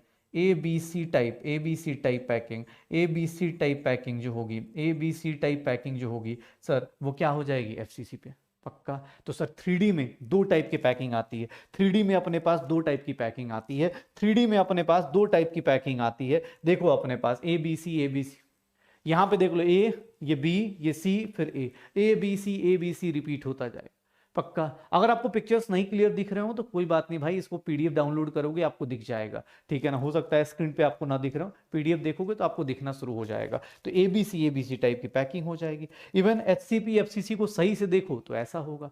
मैं एक काम करता हूं, मैंने यहीं पे लिस्ट बना देता हूं, 3D का एक लिस्ट बना देता हूं, 3D का एक लिस्ट बना देता हूं, 3D का एक लिस्ट बना देता हूं। ये देखना अपने पास पैकिंग इन 3D। देखो अब 3D के अंदर अगर पैक करने जा रहे हो तो आपके पास 2 ऑप्शंस हैं, packing in 3D packing in 3D में बात करेंगे तो तुम्हारे पास दो ऑप्शन है सर, एक है HCP वाला और एक है FCC का। HCP और क्या है FCC। सर ये ध्यान रखना, इसको हम लोग बोलते हैं ABAB टाइप पैकिंग। जो पढ़ा उसी को रिपीट कर लो, ABAB type packing, ABAB type packing हो गया। और एक हो जाएगा अपने पास ABC टाइप पैकिंग। ये क्या हो गया, ABC टाइप पैकिंग हो गई, ABC टाइप पैकिंग हो गई, ठीक है, ABC टाइप पैकिंग हो गई। HCP और FCC में सर इसका कोऑर्डिनेशन नंबर कितना आएगा, 12 आएगा। इसका भी कोऑर्डिनेशन नंबर कितना होता है, 12 होता है। सर यहां पे बात करेंगे, सर यहां पे बात करेंगे तो इसका पैकिंग एफिशिएंसी, दोनों का पैकिंग एफिशिएंसी सेम होगा 74%। इसका भी पैकिंग एफिशिएंसी कितना होगा, 74%। लेकिन डिफरेंस क्या है सर, इसका जेड इफेक्टिव जो होगा वो कितना होगा, 6। इसका जेड इफेक्टिव कितना हो जाएगा, 4। सर इसका बात करें, अगर मैं इसके बारे में बात करूं ए और आर का रिलेशन, तो यहां a is equals to 2r, यहां पे क्या होगा √2a इज इक्वल्स टू क्या आ जाएगा, 4r। यहां पे अगर डिफरेंस की बात करें, वॉल्यूम ऑफ 1 यूनिट सेल निकालने जाओगे तो वो हो जाएगा 3√2a³ होगा। यहां पे वॉल्यूम ऑफ 1 यूनिट सेल निकालने जाओगे तो 1 यूनिट सेल का वॉल्यूम कितना हो जाएगा, a³ हो जाएगा। तो दोनों के बीच का सिमिलरिटी और डिफरेंस, ये सर सॉरी यहां से ये डिफरेंस हो गए, ये डिफरेंस हो गए, और पहले दो क्या हो गए, इसके सिमिलरिटीज हो गए। तो पैकिंग इन 3D करने जाते हो भाई, डेरिवेशन इसलिए नहीं करना है क्योंकि सर वो आपके सिलेबस में नहीं है। आपको बस कोई पूछे अरे सर डेरिवेशन नहीं किया, अरे भाई डेरिवेशन नहीं करना है, तुझे क्या लग रहा है तू ये पिक्चर बना पाएगा भाई? ये पिक्चर सोचना, इसके ऊपर इतनी दिक्कत में चल रहा है, इसके ऊपर 3D में इतना दिक्कत चल रही है। बेटर हम सिंपल सा मान लेते हैं, ये पैकिंग अपने एक ABAB type packing HCP, ABC type packing FCC, ABC type packing FCC। ये कुछ पॉइंट्स हैं आपको जिनको ध्यान रखना है कि इन hexagonal close packing, height of hexagon ये होता है, वॉल्यूम ऑफ हेक्सागन ये होता है, जेड इफेक्टिव ये होता है, कोऑर्डिनेशन नंबर ये होता है, पैकिंग एफिशिएंसी इतनी होती है। किसी को लगता हो तो पैकिंग एफिशिएंसी डिराइव करके भी निकाल सकते हो, हमें जरूरत नहीं क्योंकि हमारा एग्जाम पास में है तो हम इतना ज्यादा टाइम पास नहीं करेंगे, हम इतने सारे टाइम पास नहीं करेंगे। मुझे पैकिंग एफिशिएंसी कर लिया। देखो भाई पहले हमने क्या शुरू किया, आज हमने क्या शुरू किया, analysis of unit cell. Unit cell कैसे कैसे होते हैं, यूनिट सेल कैसे कैसे होते हैं। फिर हम लोगों ने क्या देखना शुरू किया कि यूनिट सेल को देख लिया कि sir simple cubic unit cell, body centred unit cell, cubic cell, फिर सेंटर्ड क्यूबिक सेल, ये 3 देख लिए। उसके बाद हम लोगों ने स्टार्ट किया कि सर यूनिट सेल बनते कैसे हैं। 1D में बनेगा तो अलग होगा, 2D में बनेगा तो 2 टाइप का होगा, स्क्वायर और हेक्सागन होगा। 3D में बनेगा तो सर 2 टाइप का होगा, HCP और कौन बनेगा, FCC। दोनों के केस में पैकिंग एफिशिएंसी सेम आती है, कोऑर्डिनेशन नंबर सेम आता है, बट रिपीटिशन ऑफ सीक्वेंस अलग अलग आता है।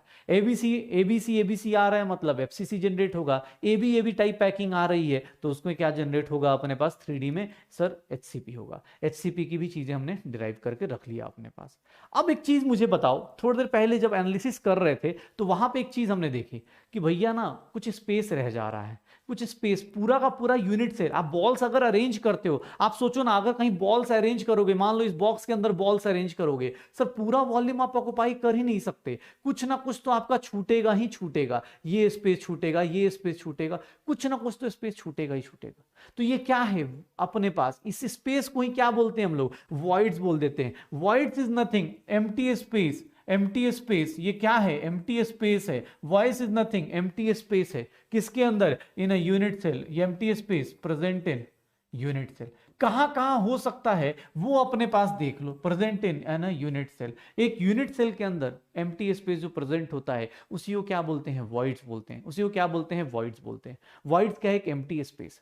वॉइड्स अपने पास, अब वॉइड कैसे कैसे जनरेट होगा, कितने टाइप का जनरेट होगा, ध्यान से सुनना। वॉइड्स में 3D में वॉइड्स बात करेंगे तो 3D के वॉइड्स जो होते हैं वो 2 टाइप के होते हैं। वॉइड्स मेरे पास 2 टाइप के आएंगे, ध्यान से देखना अपने पास। एक होगा ऑक्टाहेड्रल वॉइड, एक होगा ऑक्टाहेड्रल वॉइड्स, और दूसरा हो जाएगा मेरे पास टेट्राहेड्रल वॉइड्स।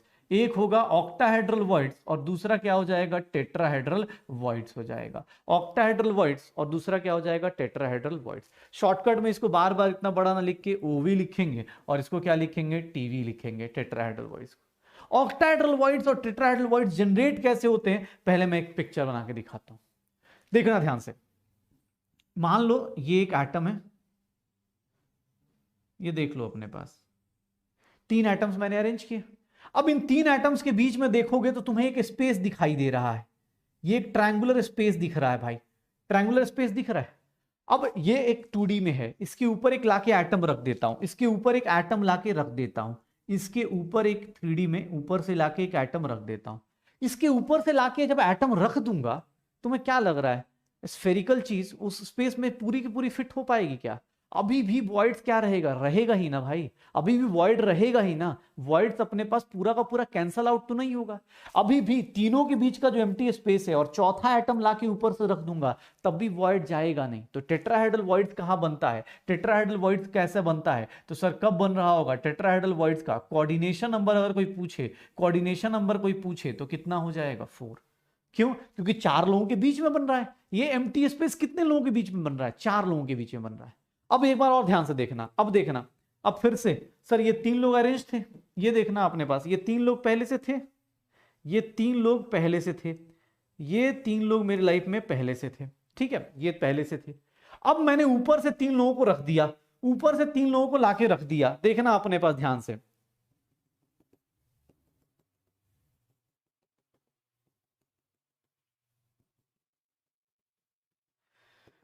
ऊपर से लाके 3 लोगों को रख दिया। अब क्या होगा, जो ये नीचे का ऊपर का ट्रायंगुलर वॉइड है और नीचे का ट्रायंगुलर वॉइड है, ये दोनों मिल जाएंगे और ये बना देगा जो ये स्पेस है, जो दोनों का ऊपर का भी कॉमन, तीनों नीचे का भी तीनों का कॉमन, ये स्पेस जो मिलेगा वही मेरे पास 6 लोग मिलके जो वॉइड बनाएंगे, इसको हम लोग क्या बोलेंगे सर? Octahedral void. 4 लोग मिलके जो वॉइड बनाएंगे, 4 एटम्स के बीच में 3 नीचे एक ऊपर से लाकर रख दो तो उसके बीच का जो वॉइड कहलाएगा वो टेट्राहेड्रल होगा। और अगर 3 नीचे 3 ऊपर, उनके बीच का वॉइड, अब मैथमेटिकली भाई ऐसा दिख रहा होगा तुम्हें, मैथमेटिकली ऐसा दिखेगा, टेट्राहेड्रॉन ऐसा दिखेगा, ऑक्टाहेड्रॉन ऐसा दिखेगा, तुम्हें उससे मतलब नहीं, ताही तुमसे वो मैथमेटिक्स पूछेगा, तुम्हें पूछेगा भाई ऑक्टाहेड्रल वॉइड कहां होता है, टेट्राहेड्रल वॉइड कहां होता है। ध्यान से सुनना सर, टेट्राहेड्रल वॉइड देख रहे हो, तीनों के बीच में ये बन रहा है, 6 के बीच में ये वाला वॉइड बन रहा है। अब ओरिजिनल शेप ऐसा बनेगा, ना तुम बना सकते हो ना मुझे बनाने की जरूरत है, तुम्हें ही पता है कि यार चुपचाप काम कर लेते हैं, टेट्राहेड्रल वॉइड पढ़ लेते हैं, ऑक्टाहेड्रल वॉइड पढ़ लेते हैं। सर ये वॉइड्स जो होंगे 2 टाइप के, टेट्राहेड्रल और ऑक्टाहेड्रल, ऑक्टाहेड्रल और टेट्राहेड्रल। टेट्राहेड्रल का कोऑर्डिनेशन नंबर कितना होगा? 4। ये 4 लोगों के बीच में बन रहा है। एक बात बताओ, 4 लोगों के बीच में अगर बन रहा है, किसके बनने की ज्यादा प्रोबेबिलिटी है? ये ज्यादा बनेगा या ये ज्यादा बनेगा?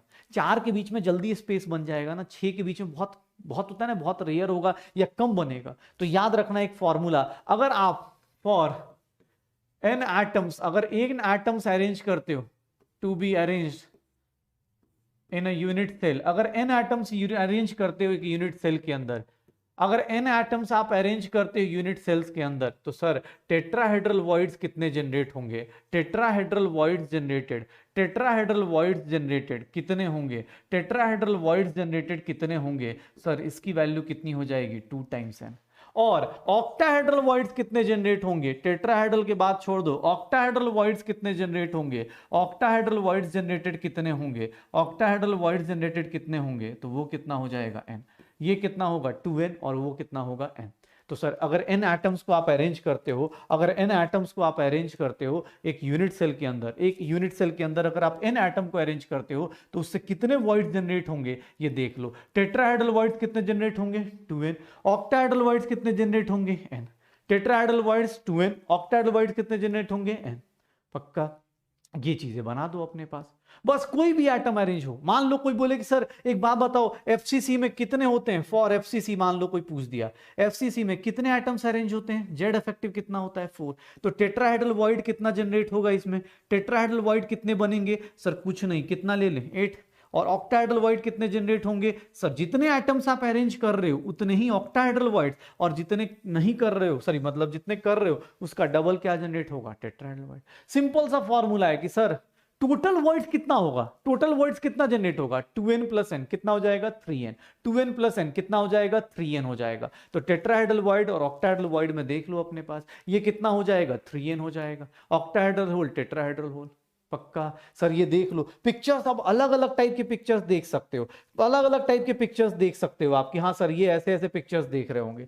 मुझे ना टेट्राहेड्रल वॉइड और ऑक्टाहेड्रल वॉइड की लोकेशन पता होनी चाहिए। लोकेशन ऑफ, ये ध्यान से देख लेना अपने पास, location of voids in FCC. FCC सबसे शानदार क्रिस्टल है तो इसी के अंदर हम बात करेंगे। अगर मैं बात करता हूं टेट्राहेड्रल वॉइड की, टेट्राहेड्रल वॉइड की, तो पता है टेट्राहेड्रल वॉइड्स कहाँ कहाँ मिलेंगे, टेट्राहेड्रल वॉइड्स कहाँ कहाँ मिलेंगे, और ऑक्टाहेड्रल वॉइड्स कहाँ कहाँ मिलेंगे। ये टेट्राहेड्रल और ऑक्टाहेड्रल वॉइड्स कहाँ कहाँ मिल रहे होंगे, ये देख लो। टेट्राहेड्रल और ऑक्टाहेड्रल वॉइड्स कहाँ कहाँ होंगे।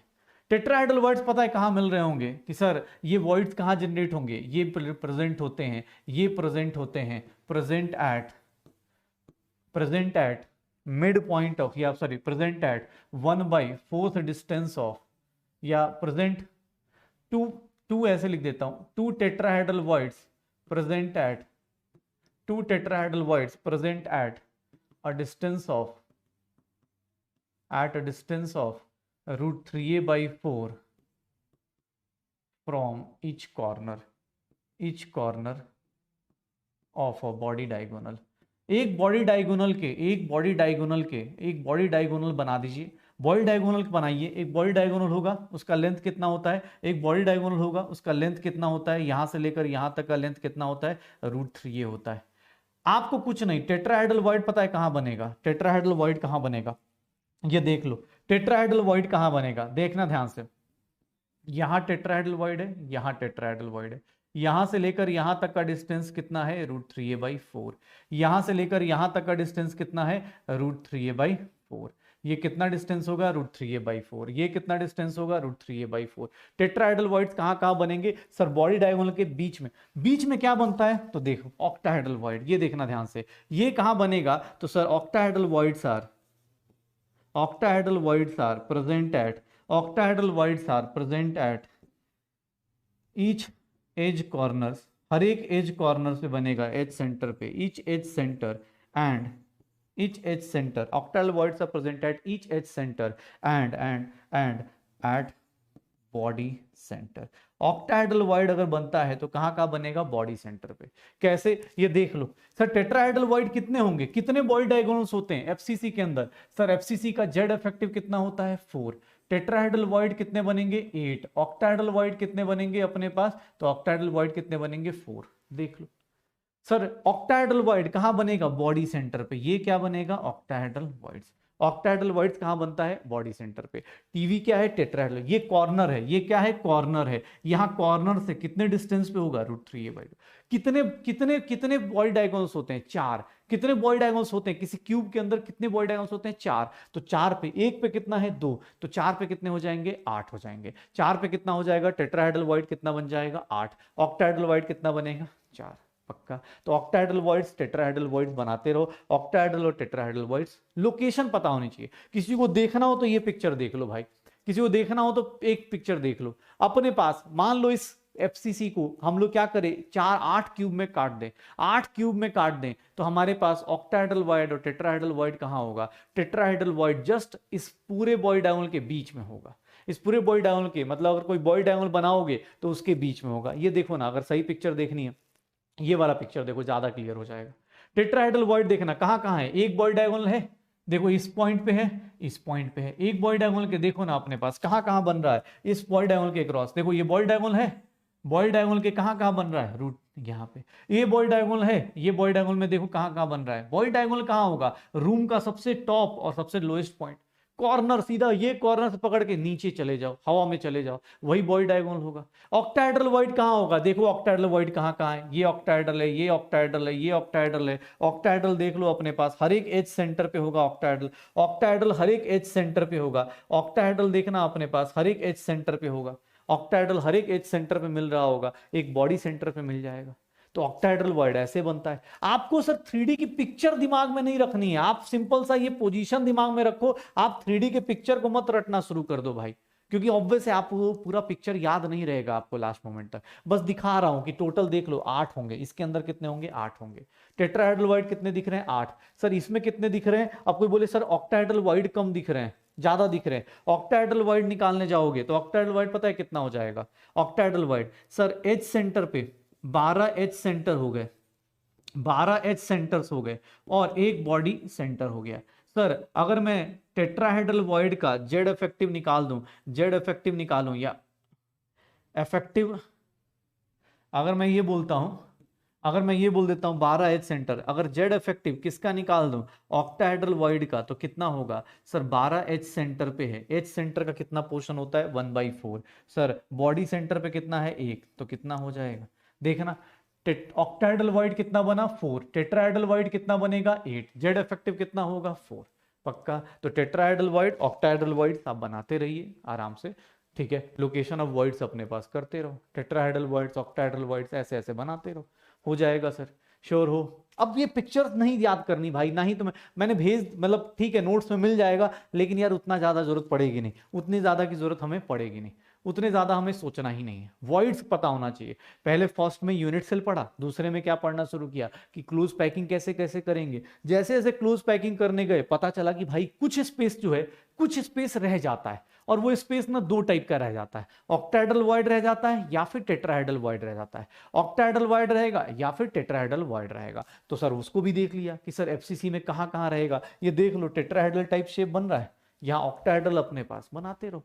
अब आप अपना बना के अब ऐसे पूरा एक एक नहीं कर सकते, एग्जाम हॉल में देखो कितना इजी सा क्वेश्चन आता है, इजी सा क्वेश्चन क्या पूछा, नंबर ऑफ टेट्राहेड्रल और ऑक्टाहेड्रल वॉइड बताइए in hexagonal unit cell, hexagonal unit cell याद करो, एचसीपी के अंदर, एचसीपी के अंदर जेड इफेक्टिव कितना है, एचसीपी के अंदर जेड इफेक्टिव कितना है 6, तो सर एक बात बताइए ऑक्टाहेड्रल वॉइड कितना होगा 6, और टेट्राहेड्रल वॉइड कितना होगा सर 12, सीधा आंसर, अपने पास कुछ सोचना ही नहीं है, टेट्राहेड्रल वॉइड कितना बनेगा 12, ऑक्टाहेड्रल वॉइड कितना बनेगा 6, क्योंकि जितने एटम्स आप अरेंज करते हो उसका डबल होता है टेट्राहेड्रल वॉइड, और उतना ही नंबर होता है किसका ऑक्टाहेड्रल वॉइड का, उसका डबल होता है टेट्राहेड्रल वॉइड और उतना ही नंबर होता है किसका ऑक्टाहेड्रल वॉइड का, ठीक है। तो Z effective, octahedral void, tetrahedral void, पक्का हो जाएगा सर, हो जाएगा अपने पास।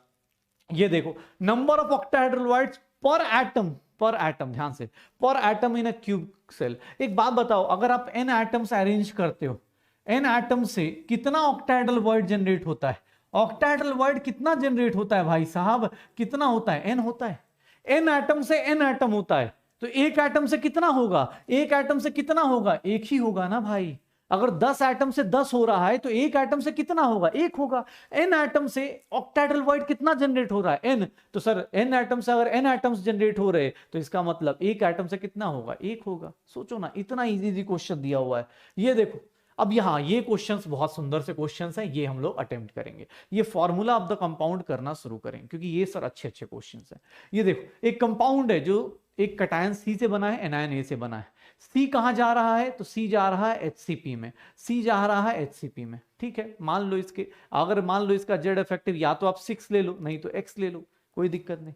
ए के कितने होंगे, ए कहां जा रहा है 75% of octahedral void, 75% of octahedral void. एक बात बताना, अगर सी अगर उसका एक्स एटम्स अरेंज होते हैं, सी के लैटिस के अंदर एक्स एटम्स अरेंज होते हैं, ऑक्टाहेड्रल वॉइड कितने जनरेट होंगे, एक्स होंगे, और उसका कितना 75% ही लेना है, तो कितना हो गया 3/4, कितना आ गया 3x/4 आ गया। सर ए के कितने एटम्स हैं 3x/4, सी के कितने एटम्स हैं x, सर एक काम करें x x कैंसिल करें, A3C4 हो जाएगा, A3C4 हो जाएगा क्या, A3C4 हो जाएगा क्या, तो बस पकड़ लो। सर आप कोई बोले नहीं सर एचसीपी में 6 ले लो, लेने को आप वो भी ले सकते हो, मुझे कोई दिक्कत नहीं, लेकिन मैं 6 4 क्यों लेने जाऊं, मैं बेटर है क्या मान लेता हूं कि सी अगर लैटिस में जा रहा है, अगर वो लैटिस में अरेंज हो रहा है, उसी के कारण क्या जनरेट होगा octahedral void.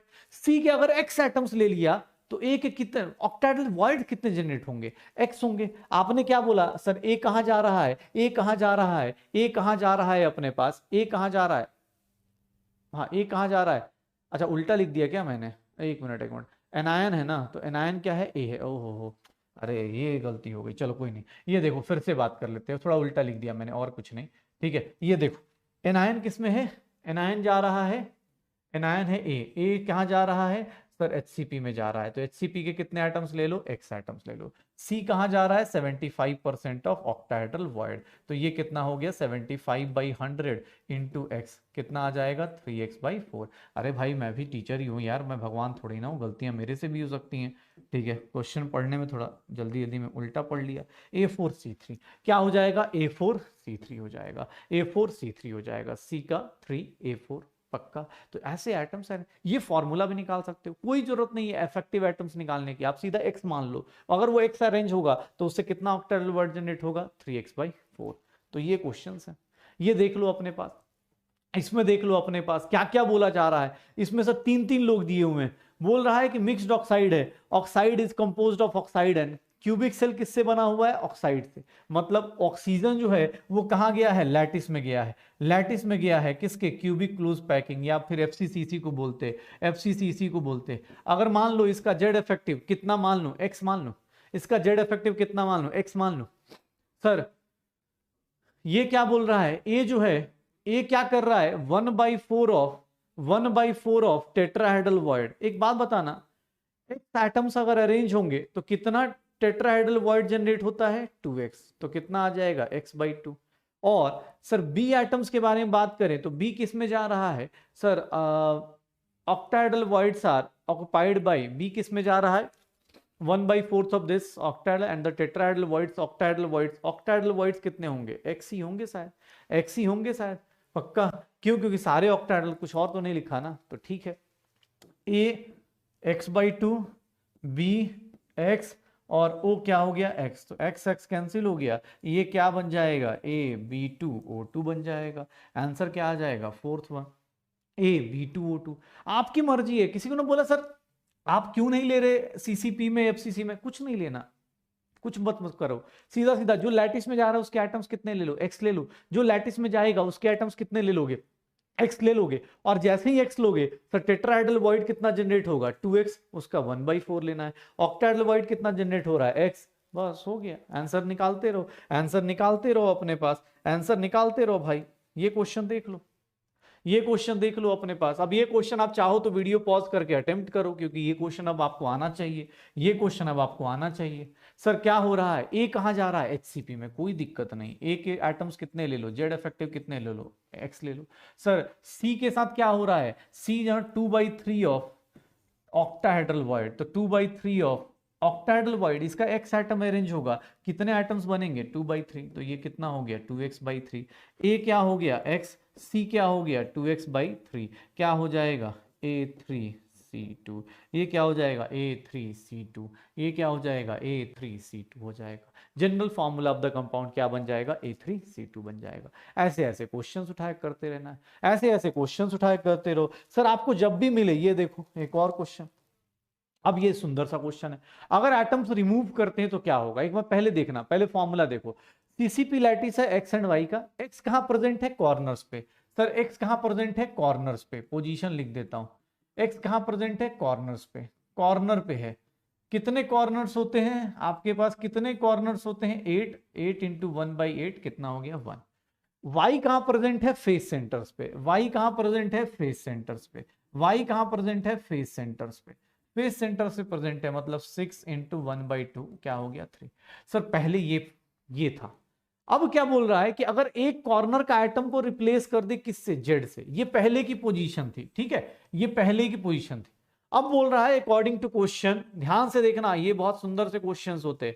According to question, अगर मेरे से ये पूछ दिया गया, अकॉर्डिंग टू क्वेश्चन क्या बोला गया कि सर अगर एक कॉर्नर का एटम हटा दिया गया, मतलब एक्स का देखना, सर 7 कॉर्नर बचेंगे, तो x कितना हो जाएगा, 7/8। क्यों, क्योंकि सर पहले 8 थे, अब एक ही एक कम हो गया। सर y कहां रह गया, y सेम ही रह गया, तो y कोई दिक्कत नहीं, पहले भी 6 इंटू 1/2 था, कितना हो गया, 3। z कहां आ गया, तो एक एटम कहां आ गया, कॉर्नर पे, कितना आ गया, 1/8। फॉर्मूला क्या हो जाएगा, x 7/8, y 3 और z क्या हो गया, 1/8। एक काम करें, 8 से मल्टीप्लाई कर देते हैं, तो x 7 हो जाएगा, y 24 हो जाएगा और z क्या आ जाएगा, 1 आ जाएगा। तो सर देख लो, x 7, y 24 और z क्या आ जाएगा, 1। कौन सा ऑप्शन हो गया, सेकंड ऑप्शन। क्वेश्चन के अकॉर्डिंग हमने इसको मल्टीप्लाई किया और कुछ भी नहीं। सर पहले अगर कोई पूछता, बिना किसी डेविएशन के पूछता, अगर इनिशियली पूछता, तो इनिशियल क्या फॉर्मूला आता, इनिशियल सिर्फ और सिर्फ क्या थे, एक्स और वाई थे, इनिशियल सिर्फ और सिर्फ एक्स और वाई थे। एक्स का एक कॉर्नर का आइटम हटा दिया, तो 8 में से एक हटा दोगे तो 7 बचेगा, और उसका इफेक्टिव कितना होगा, 1/8 होगा। करते रहो, ऐसे करते रहो, निकालते रहो इसमें, ये छोटी छोटी चीजें अपने पास अटेम्प्ट करते रहिए।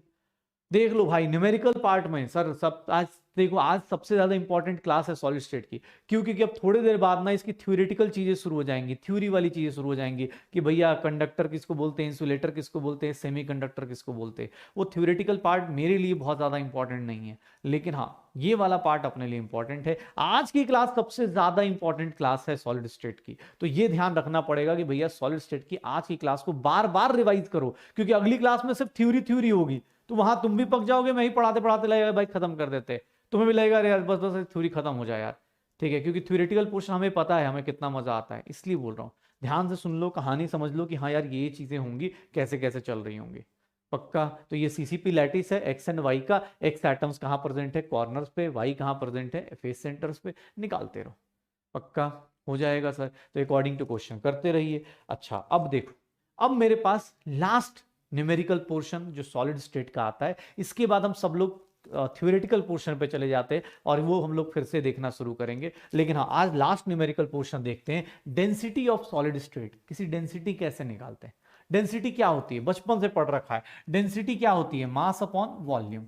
सर तो मास अपॉन वॉल्यूम, अब mass upon volume, density of a solid या density of a unit cell निकालना है ना, तो कुछ नहीं, density of a unit cell अगर निकालना है तो इसका फॉर्मूला होता है सीधा सीधा Z effective into sir molar मास, Z effective into molar mass, Z effective into ये सॉरी जेड इफेक्टिव इनटू क्या हो जाएगा? Molar mass. मैंने क्या किया? Z effective into molar mass divide by a cube into क्या आ जाएगा? Avogadro number. सर अगर डेंसिटी का कोई फॉर्मूला पूछे तो आप ऐसे निकालोगे। कोई बोले सर कैसे आया, तो कुछ नहीं सर, एक एटम का मास क्या होगा? एक एटम का मास कितना होगा? Molar mass upon Avogadro number, और उसको किससे मल्टीप्लाई कर दो? जेड इफेक्टिव से। तो डेंसिटी ऑफ यूनिट सेल अगर सीधा सीधा लिखना शुरू करूं तो Z M upon a cube into क्या आ जाएगा? Avogadro number. तो डेंसिटी ये यानी शुरू हो जाती है, ये डेंसिटी का फॉर्मूला आ जाता है। डायरेक्ट फॉर्मूला बेस्ड क्वेश्चंस आते हैं इसके ऊपर कि डेंसिटी निकालो, ये निकालो, वो निकालो। एग्जाम हॉल के फेवरेट क्वेश्चंस में से एक होता है, सीधा सीधा फॉर्मूला बेस्ड क्वेश्चन है। ये जेड इफेक्टिव अब बार बार बताने की जरूरत नहीं, इफेक्टिव नंबर ऑफ एटम्स होता है। M is nothing molar mass, a cube क्या होगा अपने पास? अब देखना एक चीज और यहां पे एक लिख भी देता हूं, if a is in centimetre तो डेंसिटी क्या होगी? ए इज इन सेंटीमीटर तो डेंसिटी का यूनिट क्या होगा? Gram per centimetre cube. अगर density if a is in metre तो सर डेंसिटी क्या हो जाएगी? केजी पर मीटर क्यूब हो जाएगी, केजी पर मीटर क्यूब हो जाएगी। और यहाँ पे मोलर मास भी किस में लोगे? ग्राम में लोगे। मोलर मास भी किस में लोगे? ग्राम में। यहाँ मोलर मास किस में लोगे? केजी में लोगे। तो ये दो यूनिट्स का बस ध्यान रखना। एवोगाड्रो नंबर का कोई यूनिट नहीं, जेड इफेक्टिव का कोई यूनिट नहीं, तो अपने को एम और ए का ध्यान रखना। ए की वैल्यू सेंटीमीटर में लोगे तो मास को ग्राम में लेना, डेंसिटी किस में आ जाएगी? ग्राम पर सेंटीमीटर क्यूब में। ए को अगर मीटर में लेते हो तो डेंसिटी केजी पर मीटर क्यूब में आएगी। बस एक काम और करना कि सर यहाँ पे मोलर मास क्या ले लेना? केजी में लेना। मोलर मास किस में लेना? केजी में लेना। इसके ऊपर देखोगे तो डायरेक्ट फॉर्मूला बेस्ड क्वेश्चंस मिल जाएंगे, डायरेक्ट डायरेक्ट फॉर्मूला बेस्ड। जैसे ये देखो ना अपने पास ये वाला क्वेश्चन 2022 का क्वेश्चन दिया हुआ है, 2022 का क्वेश्चन दिया हुआ है, एफसीसी यूनिट सेल दिया हुआ है, ध्यान से देखना, एफसीसी यूनिट सेल दिया हुआ है, मतलब जेड इफेक्टिव कितना आ गया? 4 आ गया। सर एज लेंथ दिया हुआ है किसमें? सेंटीमीटर में दिया, अच्छी बात है, 3.608 10 की पावर -8 सेंटीमीटर। सर डेंसिटी भी दी हुई है। अब क्या बोल रहा है कि सर आपको क्या निकालना है? Molar mass, atomic mass of copper. Sir density का फॉर्मूला क्या होता है? Upon a cube into Avogadro number. तो सर मोलर मास का फॉर्मूला क्या हो जाएगा? Density into a cube into Avogadro number upon क्या आ जाएगा? जेड आ जाएगा। डेंसिटी का formula sir 8.92 into a cube, a का क्यूब क्या हो जाएगा? 3.608 इंटू 10 की पावर -8 का क्यूब, और एवोगाड्रो नंबर कितना हो जाएगा? 6.022 इंटू 10 की पावर 23 डिवाइडेड बाय जेड की वैल्यू एफसीसी में कितनी होती है? 4 होती है। जेड की वैल्यू एफसीसी में देखोगे तो कितनी आ रही होगी? 4 आ रही होगी। कॉपर का मास यहां से कैलकुलेट करते हैं, कॉपर का मास अगर कैलकुलेट करते हैं हम लोग, कॉपर का मास अगर कैलकुलेट करेंगे तो यहां पे कैलकुलेशन आप चाहो तो कर सकते हो, कैलकुलेशन आप चाहो तो कर सकते हो। कैलकुलेशन में कॉपर का मास निकाल के आपका कितना आ जाएगा? अगर मैं देखूं कॉपर का मास निकालने का, तो atomic mass of copper, atomic mass of copper अपने पास यहां सॉल्व करूंगा कितना आ जाएगा? इसका आंसर आ जाएगा 63.1 के आसपास आ जाएगा। इसकी वैल्यू एग्जाम हॉल में थोड़ा कैलकुलेशन बोल सकता हूं कि यार गंदा सा आएगा, लेकिन हाँ यार एग्जाम हॉल में क्वेश्चंस आप अटेम्प्ट जल्दी जल्दी कर सकते हो, उसके आसपास का आंसर निकाल के आप आ सकते हो। पक्का 63.1 के आसपास आंसर आ जाएगा। ये देखो अगला क्वेश्चन देखो, potassium has a BCC structure, BCC structure है मतलब जेड इफेक्टिव कितना हो गया, जेड इफेक्टिव 2 हो गया। सर कितना है nearest neighbour distance, nearest neighbour distance दिया हुआ है, nearest neighbour distance. Sir BCC के अंदर नियरेस्ट नेबर कहां पे होते थे, नियरेस्ट नेबर बीसीसी का कोऑर्डिनेशन नंबर कितना होता था 8, और ये कितने डिस्टेंस पे होते थे, eight a distance of, eight a distance of. देखो अब सामने वाला दोनों कॉन्सेप्ट को मजे ले रहा है, तो √3a/2 की वैल्यू कितनी दी गई है, √3a/2 की वैल्यू कितनी दी गई है 4.52 एंगस्ट्रॉम, 4.52 एंगस्ट्रॉम। ए की वैल्यू कितनी हो जाएगी 4.52 इंटू 2/√3 एंगस्ट्रॉम। एंगस्ट्रॉम को मैं किस में पुट कर दूं, 10 की पावर -10 मीटर्स में, तो ए की वैल्यू आ गई, जेड इफेक्टिव आ गया। सर अब देख लो एटॉमिक मास भी दिया हुआ है, एटॉमिक मास कितना दिया हुआ है 39 दिया हुआ है। डेंसिटी किस में निकालनी है, ध्यान से देखना, डेंसिटी किस में निकालनी है, केजी पर मीटर क्यूब में। तो सर इसको कितना लिखूंगा 10 की पावर -3 केजी लिख दूंगा। सर अब कैलकुलेशन भली गंदी आपको आए, लेकिन हाँ आप उससे डरो मत, ठीक है एग्जाम हॉल में क्वेश्चन आएगा तो यार ये सब क्वेश्चन ऐसे हैं जहां पे आपको कैलकुलेशन में थोड़ा टाइम देना पड़ेगा। जेड इफेक्टिव 2 है, मोलर मास 39 इंटू 10 की पावर -3, ए क्यूब कितना हो जाएगा। अब ये गंदी वाली कैलकुलेशन आपको थोड़ा सा एग्जाम हॉल में परेशान कर सकता है, थोड़ा क्या यार ऑब्वियस है आएगा तो ये परेशानी करने के लिए आएगा और कुछ नहीं है। एवोगाड्रो नंबर कितना हो जाएगा 6.022 इंटू 10 की पावर 23। सर जेड डेंसिटी की वैल्यू निकालते रहो, डेंसिटी की वैल्यू ऐसे करके निकालते रहो, वैल्यूज कैलकुलेट करोगे, इसकी वैल्यू निकालना शुरू करोगे तो इसकी वैल्यू अगर मैं बात करूं कि पोटेशियम का बीसीसी स्ट्रक्चर के अंदर देखा जाए तो इसमें क्या आ रहा होगा कि सर पोटेशियम का अगर इसका स्ट्रक्चर निकालने की कोशिश करेंगे तो इसका आंसर अपने पास आ जाएगा, मुझे लगता है इसका आंसर आएगा अपने पास, कैलकुलेट करेंगे ऑब्वियस है थोड़ा सा गंदा कैलकुलेशन है बट आ जाएगा 910 के आसपास पहुंच जाएंगे, इसके आसपास 900। कैलकुलेशन से मत डरो यार, ठीक है ना, अगर अपने पास 910 के आसपास आपका आंसर पहुंच जाएगा, 910 के आसपास कैलकुलेशन में। अगर बीसीसी स्ट्रक्चर है, जेड इफेक्टिव की बात करें तो बीसीसी स्ट्रक्चर जेड इफेक्टिव की बात करेंगे तो ये आ रहा होगा 908 केजी पर मीटर क्यूब, ठीक है 910 आ जाएगा। क्वेश्चन में कैलकुलेशन अलग कहानी है, लेकिन हाँ ये देखो जैसे अब ये क्वेश्चन दिया हुआ है, एक एलिमेंट है, एटॉमिक मास दिया है, बीसीसी स्ट्रक्चर दिया है, ये थोड़ा आसान सा है, क्यों, क्योंकि देखो यहाँ पे ये थोड़ा सा जल्दी हो जाएगा, इसका कैलकुलेशन थोड़ा आसान होगा। जेड इफेक्टिव कितना हो गया सर 2 हो गया। सर एम कितना हो गया सर ग्राम में ही लेना है, 100 ग्राम हो गया। सर आपको एज लेंथ ए कितना दिया है 400 पिकोमीटर्स दिया हुआ है, तो 400 इंटू 10 की पावर -12 मीटर्स लिखा हुआ है। सर 400 इंटू 10 की पावर -10 सेंटीमीटर हो जाएगा। बस अब कुछ नहीं, एक इसको और ज्यादा अच्छे से लिखना चाहते हो तो 4 इंटू 10 की पावर -8 सेंटीमीटर। ए क्यूब कितना हो जाएगा, तो सर कुछ नहीं 10 की पावर -8 का क्यूब ले लो तो कितना हो जाएगा 64 इंटू 10 की पावर -4 सेंटीमीटर क्यूब।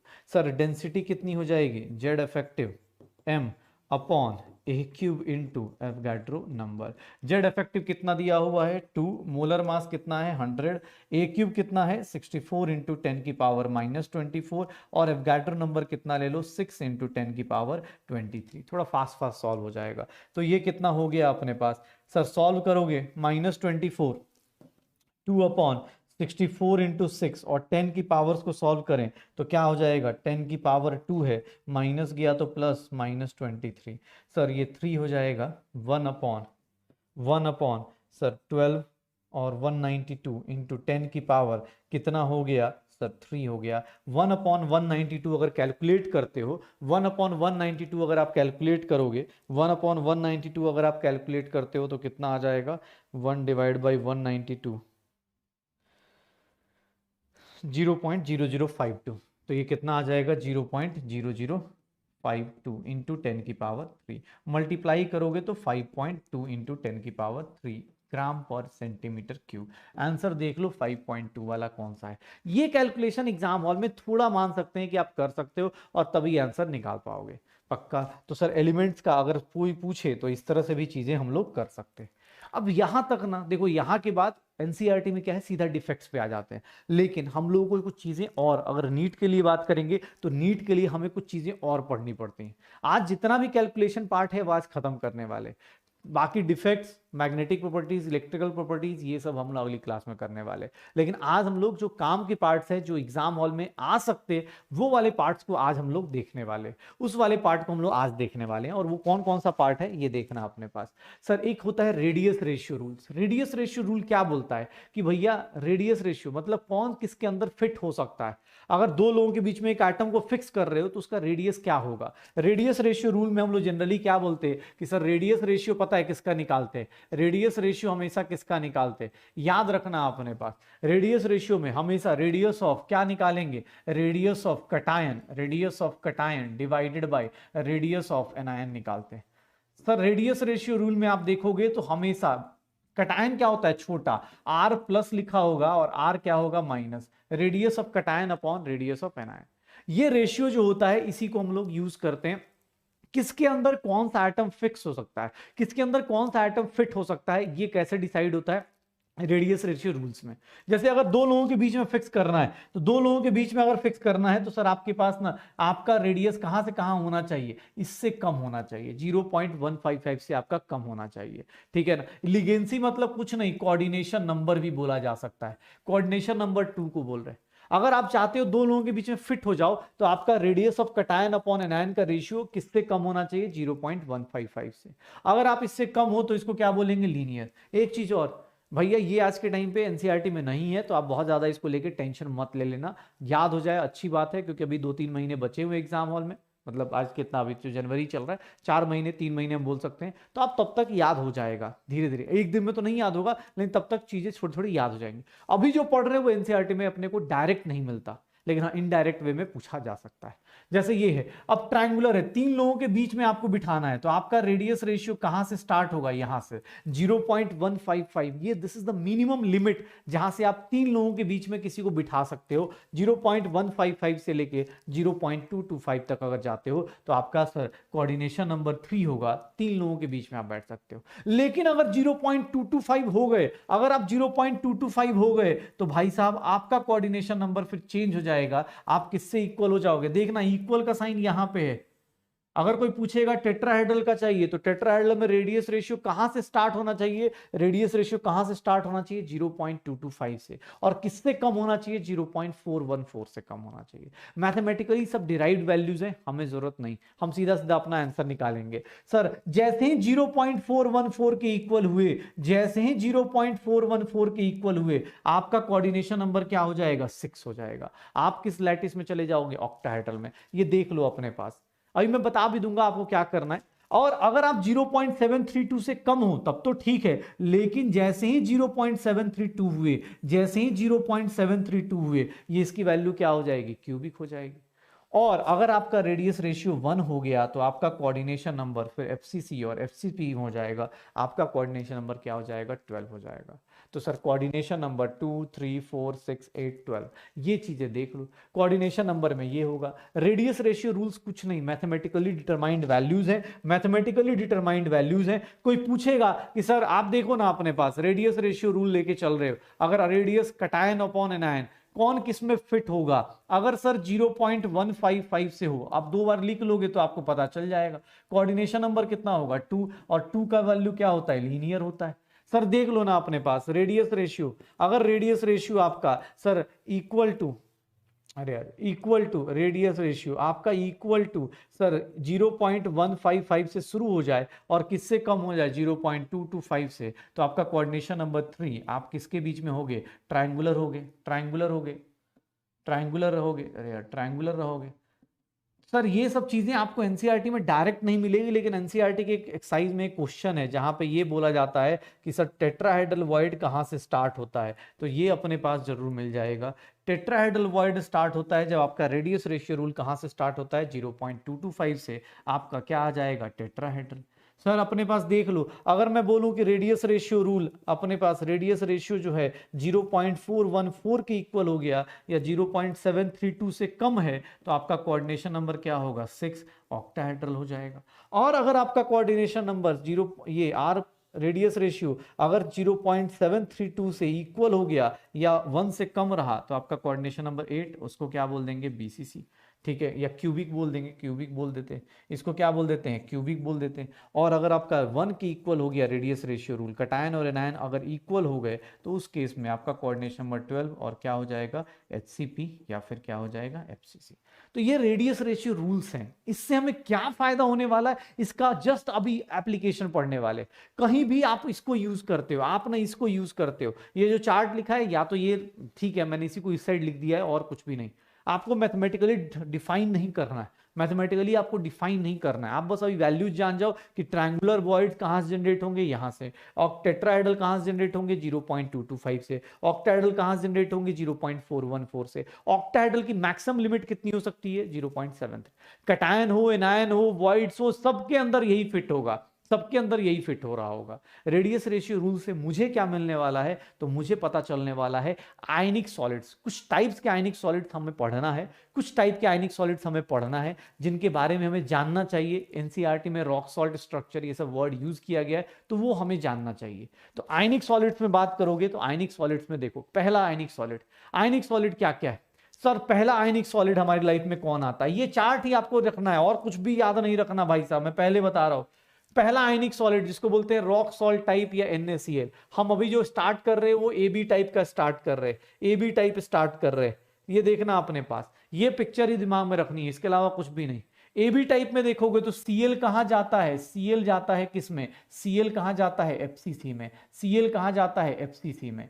Cl कहां जाता है, FCC में। और Na+ कहां जाता है, बॉडी सेंटर पे। कहां जाता है, बॉडी सेंटर और H सेंटर पे। मैं अगर सीधा सीधा लिखना चाहूं तो मैं यहां पे ही लिख देता हूं Na+, यहां Cl- कहां जा रहा है, FCC में। और Na+ कहां जा रहा है, Na+ कहां जा रहा है, ऑक्टाहेड्रल वॉइड्स में। मैं ऐसे लिख देता हूं डायरेक्ट। इससे आपको ये पूरा ये भी नहीं लिखना, आप छोड़ो, एक काम करो, इतना भी मत लिखो आप, यहाँ पे बस उस तरह से लिख दो कि Na+ कहां जा रहा है, ऑक्टाहेड्रल वॉइड में, ऑक्टाहेड्रल वॉइड में। और Cl- कहां जा रहा है, FCC में। आप ये टेबल बनाओ, उसमें ये छोड़ दो, उसको उस तरह से ही मत लिखो, आप सीधा सीधा ये लिख दो, ठीक है। ऑब्वियस है FCC में जाएगा, कोऑर्डिनेशन नंबर दोनों का क्या हो जाता है, 6 इफेक्टिव आइटम्स कितने होंगे, ऑब्वियस है एफसीसी के अंदर कितना इफेक्टिव आइटम्स होंगे, 4। इसके भी कितने हो जाएंगे, 4। तो इफेक्टिव आइटम्स ये। सर ये वाली चीजें इंपॉर्टेंट है यार, बोल सकते हैं कि एग्जाम हॉल में आज के टाइम पे तो एनसीईआरटी से गायब है, नहीं पूछता है, लेकिन हाँ पता होना चाहिए। इसको मैं कल भी रिवाइज करा दूंगा, कल जब चैप्टर एंड होगा, सॉलिड स्टेट जब एंड हो रहा होगा तो मैं रिवाइज भी करा दूंगा, डोंट वरी। तुम इसकी टेंशन मत लो, मुझे ही पता है कि हाँ सर हम क्रैश कोर्स में कर रहे हैं, थोड़ा जल्दी जल्दी कर रहे हैं, तो बहुत सारी चीजें एक दिन में ग्रास्प करना मुश्किल है, लेकिन खुद पे भरोसा रखो और टीचर्स पे भरोसा रखो। हम तुम्हारे बड़े भाई ऐसे ही नहीं बोलते, हमें पता है कि तुम्हें सरदर्द होता है, हमें पता है कि सर जब हम, तुम सोचो ना मेरे लिए भी तो सरदर्द हो रहा ना यार, इतनी लंबी क्लास चली जा रही है यार, ये भी बताना है, यही बताना है। सोच मैं चाहूँ तो इसको छोड़ भी सकता हूँ ना, लेकिन मुझे पता है कि यार मैं इनजस्टिस नहीं कर सकता। क्रैश कोर्स में आए इसका मतलब ये नहीं कि उसको कम पढ़ा दूं, नहीं, पढ़ाऊंगा पूरा। हाँ हो सकता है थोड़ा क्वेश्चन कम ज्यादा हो सकता है, प्रैक्टिस कराऊं, लेकिन पढ़ाऊंगा तो पूरा ही, ताकि उसको भी ये लगे कि सर क्वेश्चन सारे के सारे नोट्स नहीं आते, जो आप लोग क्लास में करते हो वहीं से आते हैं। अब देखो NaCl में ये हो रहा है, सीजियम क्लोराइड इसी का ग्रुप का बड़ा भाई सीजियम क्लोराइड, इसमें क्या हो रहा है, सीजियम+ जो होता है ना, सीजियम+ वो सिंपल क्यूबिक अरेंजमेंट में जाता है, सिंपल क्यूबिक अरेंजमेंट में जाता है। और Cl- जो होता है, Cl- सॉरी सीजियम+ कह रहा हूं, क्या नाम, Cl- जो होता है वो किस में चला जाता है, सिंपल क्यूबिक में। और सीजियम+ जो होता है वो कहां चला जाता है, बॉडी सेंटर पे। सिंपल कहां चला जाएगा, बॉडी सेंटर पे। अब ये पूरा कहानी मत लिखो, आप चाहो तो यहाँ पे सीधा इसका कोऑर्डिनेशन नंबर 8 और इसका इफेक्टिव आइटम्स कितने होंगे, 1। क्यों, क्योंकि सिंपल क्यूबिक में इसका कितना आइटम आएगा, 1, इसका कितना आएगा, 1। Number of units per unit cell. Sir zinc sulphide का क्रिस देखना, ये थोड़ा सा, इसको हम लोग बोल देते हैं डायमंड टाइप। एक्चुअली डायमंड भी इसी स्ट्रक्चर का होता है, डायमंड टाइप अगर क्रिस्टल बोला जाए तो यही होता है। क्या, तो इसमें भी देखना, इसमें क्या होता है, सल्फाइड कहां जाएगा, FCC में। सल्फाइड कहां जाता है, FCC में। देख लो अपने पास, सल्फाइड कहां जाता है, FCC में। लेकिन जिंक+2 जो जाता है ना, जिंक+2 कहां चला जाता है, सर जिंक+2 ऑक्युपाई करता है, ये देखो जिंक+2 क्या करता है, ऑल्टरनेट टेट्राहेड्रल वॉइड, मतलब ऑल्टरनेट टेट्राहेड्रल वॉइड को ऑक्युपाई करेगा। अगर आपके पास अगर आप सिंपल सोचो, आप एफसीसी में जाओगे, एफसीसी में आपके कितने एटम्स बनेंगे? 4। एफसीसी में कितने एटम्स बनेंगे? 4। आप कितना होना चाहिए आपके पास टेट्राहेड्रल वॉइड? 8। लेकिन सल्फ जिंक +2 कहां चला जाता है? ऑल्टरनेट टेट्राहेड्रल वॉइड में। दोनों के कोऑर्डिनेशन नंबर 4 4, ये coordination number 4 4। A B type की बात कर रहा हूं, ध्यान से सुनना। ए बी टाइप का, इसका कोऑर्डिनेशन नंबर 4:4, इसका कोऑर्डिनेशन नंबर 8:8। करते रहो। मैं देखो फिर से बता रहा हूं, ये ध्यान से सुनना आप कहानी को, मैं लिख के ही बता दे रहा हूं। मैं पढ़ा रहा हूं आयनिक सॉलिड्स, मैं तुम्हें बता रहा हूं कुछ आयनिक सॉलिड्स हैं जो बहुत फेमस हैं। उसमें सर ए बी टाइप के हम बारे में बात कर रहे हैं, ए बी टाइप के सॉलिड्स के बारे में बात कर रहे हैं, ए बी टाइप के बारे में बात कर रहे हैं। पहला क्या आया? तो पहला मेरे पास NaCl, इसको NaCl टाइप बोल दो, या फिर इसको हम लोग रॉक सॉल्ट टाइप बोल देते हैं। देखो तुम्हारे लिए मैं ही नोट्स बना देता हूं, रॉक सॉल्ट टाइप बोल देता हूं। इसमें क्या होता है, ध्यान से देखना, सोडियम प्लस और Cl माइनस। Cl माइनस कहां जाता है और सोडियम प्लस कहां जाता है? देखोगे अपने पास, ये पूरी कहानी में तुम्हें फिर से बता देता हूं। ये कहां जाएगा? Cl माइनस कहां जाएगा? FCC में। ये कहां जाता है सर? ऑक्टाहेड्रल वॉइड्स में। सर इसका जेड इफेक्टिव निकालने की कोशिश करोगे तो इसका एफसीसी में कितने होते हैं? 4। ऑक्टाहेड्रल वॉइड कितने होंगे? 4। तो सर यहाँ पे कोऑर्डिनेशन नंबर बस याद रखना, इसका कोऑर्डिनेशन नंबर 6, इसका कोऑर्डिनेशन नंबर क्या हो जाएगा? 6। पक्का? मतलब इनका एक यूनिट सेल, इसका एक unit cell 4 NaCl molecule is present in, sir 4 Na plus is present in 1 unit cell, is present in 1 unit cell. एक यूनिट सेल में कितने हैं अपने पास? 4 हैं। कैसे सर? 4 Na प्लस है, 4 Cl माइनस है, तो 4 NaCl के मॉलिक्यूल्स होंगे। सर इसी का अपना दूसरा कंपाउंड देखो, सीजियम क्लोराइड है, caesium chloride type. Caesium chloride type में देखना अब अपने पास यहाँ पे क्या होने वाला है, सीजियम प्लस है और Cl माइनस है। Cl माइनस कहाँ चला गया? सिंपल क्यूबिक में। सीजियम प्लस कहाँ चला जाएगा? Simple cubic. सीजियम प्लस कहाँ चला जा रहा है? बॉडी सेंटर पे। सर एक बात बताओ, इसका जेड इफेक्टिव कितना होगा? बॉडी सेंटर पे कोई है तो उसका 1, और इसका कितना हो गया? 1। सर इसका कोऑर्डिनेशन नंबर आपसे कोई पूछेगा तो इसका कोऑर्डिनेशन नंबर 8, इसका भी कोऑर्डिनेशन नंबर 8। इसमें देखोगे तो 1 सीजियम क्लोराइड का मॉलिक्यूल है, एक सीजियम क्लोराइड का मॉलिक्यूल है प्रेजेंट इन 1 यूनिट सेल। एक यूनिट सेल में एक सीजियम क्लोराइड का मॉलिक्यूल होगा। पक्का? और तीसरा टाइप देखोगे अगर NaCl में, तो यहां पे आ जाता है जिंक सल्फाइड टाइप, या फिर इसी को हम लोग बोल देते हैं डायमंड टाइप। डायमंड में भी सेम स्ट्रक्चर बनना शुरू होता है, बस वहां सिर्फ और सिर्फ कार्बन होते हैं और कुछ नहीं। जिंक सल्फाइड को देखोगे तो सर यहाँ पे सल्फाइड -2 कहाँ चला जाता है? FCC के अंदर। सल्फाइड -2 कहाँ चला जाता है? FCC के अंदर। Zn+2 कहाँ चला जाता है? ऑल्टरनेट टेट्राहेड्रल वॉइड में। ऑल्टरनेट टेट्राहेड्रल वॉइड में। सर इसका जेड इफेक्टिव देखोगे तो इसका जेड इफेक्टिव 4 होगा, यहाँ पे 8 होना चाहिए था लेकिन अल्टरनेट चल रहा है तो 4 होगा। कोऑर्डिनेशन नंबर की बात करोगे तो कोऑर्डिनेशन नंबर कितना हो जाता है? 4, और इसका भी कोऑर्डिनेशन नंबर क्या हो जाएगा? 4। यहाँ पे मैं लिख सकता हूँ 4 जिंक सल्फाइड प्रेजेंट है, 4 जिंक सल्फाइड के मॉलिक्यूल्स प्रेजेंट हैं, 4 जिंक सल्फाइड के मॉलिक्यूल्स प्रेजेंट हैं, 4 जिंक सल्फाइड के मॉलिक्यूल्स प्रेजेंट हैं एक यूनिट सेल के अंदर। 4 जिंक सल्फाइड के मॉलिक्यूल्स प्रेजेंट हैं एक यूनिट सेल के अंदर। एक यूनिट सेल के अंदर 4 जिंक सल्फाइड के मॉलिक्यूल्स क्या होंगे? प्रेजेंट होंगे। तो सर ये ए बी टाइप सॉल्ट के, ए बी टाइप के सॉलिड्स के ये अपना शॉर्ट नोट्स हो जाएगा। आपको कुछ नहीं करना, बस इतना जान जाओ, इतना काफी है। कोई बोले तो अब सर अब देखो अपने पास कोई बोले तो अब यहाँ पे कुछ चीजें और भी बता देता हूं, कहीं कहीं कोई रिलेशन भी पूछ सकता है। एक बात बताओ, FCC पे क्लोरीन है और ऑक्टाहेड्रल वॉइड पे, FCC और ऑक्टाहेड्रल वॉइड पे है जिंक सल्फाइड, इसके बीच में कोई पूछ दे रेडियस का रेशियो रिलेशन बताओ, रेडियस रिलेशन बताओ। ऑक्टाहेड्रल वॉइड कहाँ होता है? एच सेंटर पे होता है। ऑक्टाहेड्रल वॉइड कहाँ होता है? एच सेंटर पे। ये भी आप ऐड कर सकते हो, ऐसे इतना ज्यादा आएगा नहीं, लेकिन आप चाहो तो ऐड कर सकते हो कि sir 2 times radius of Cl minus is nothing, A हो जाएगा। 2 time R radius of cation plus radius of anion is equals to A। यहाँ बॉडी सेंटर है तो आपको कुछ नहीं, बॉडी सेंटर पे अगर प्रेजेंट हो तो यहाँ पे क्या लिखने वाले हो आप? 2 times radius of caesium plus radius of Cl minus, इसकी वैल्यू किसके इक्वल हो जाएगी? √3a के इक्वल हो जाएगी। अगर आप चाहते हो कि नहीं मुझे रिलेशन भी निकालना है तो ऐसे निकाल सकते हो। क्यों? क्योंकि सर कॉर्नर पे कौन प्रेजेंट होगा? क्लोरीन, और ऑक्टाहेड्रल वॉइड मतलब एच सेंटर पे कौन प्रेजेंट होगा? सोडियम। तो आप ये रिलेशन भी लिख सकते हो। यहाँ पे सर कॉर्नर पे कौन प्रेजेंट है? Cl माइनस, बॉडी सेंटर पे कौन है? Caesium plus. तो सर ये रिलेशन भी लिख सकते हो। किसने बोला सर ये वाला रिलेशन भी लिखा जा सकता है क्या? लिखने को आप ये भी लिख सकते हो। यहाँ पे भी क्या हो जाएगा कि sir radius of zinc +2 radius of zinc +2 और radius of sulphide -2, radius of zinc +2 और रेडियस ऑफ सल्फाइड -2, क्योंकि एक ऑल्टरनेट चलेगा, यहाँ पे सल्फाइड है, यहाँ पे अपने पास, तो इसका रेडियस और इसका रेडियस का बीच का डिस्टेंस जो होता है वो कितना होगा, √3a/4 हो जाएगा। ये दोनों का रेडियस का डिस्टेंस जो होगा वो कितना होगा, √3a/4 हो जाएगा। तो आपके ऊपर है, आप चाहो तो ऐसे लिख सकते हो। इनके बीच का रिलेशन आप रेडियस का भी निकाल सकते हो, कोई दिक्कत नहीं आएगी। ये भी आप ऐड कर लो, कोई दिक्कत नहीं। ऐसे ये इतना भाई आएगा नहीं, ऑनेस्टली बताऊं तो इतना ज़्यादा आएगा नहीं। रीज़न कि यार आज के टाइम पे एनसीईआरटी से ये बाहर है, इतना ज़्यादा नहीं पूछा जाएगा। लेकिन बी प्रिपेयर्ड, वर्स्ट के लिए हम प्रिपेयर्ड हो जाते हैं यार, ठीक है, जब टाइम दे ही रहे हैं तो वर्स्ट के लिए प्रिपेयर हो जाए। इवन अब बस दो टाइप के और क्रिस्टल्स हैं, एक होता है AB2 टाइप, एक होता है AB2 टाइप और एक A2B टाइप। एक को बोलते हैं फ्लोराइड, कैल्शियम फ्लोराइड, और एक बोलते हैं एंटी फ्लोराइड। इसमें देखो कटायन अकेला है, एनायन 2 है, कटायन अकेला है, एनायन 2 है। इसमें कटायन 2 है, एनायन 1 है। एक को फ्लोराइड स्ट्रक्चर, एक को एंटी फ्लोराइड स्ट्रक्चर।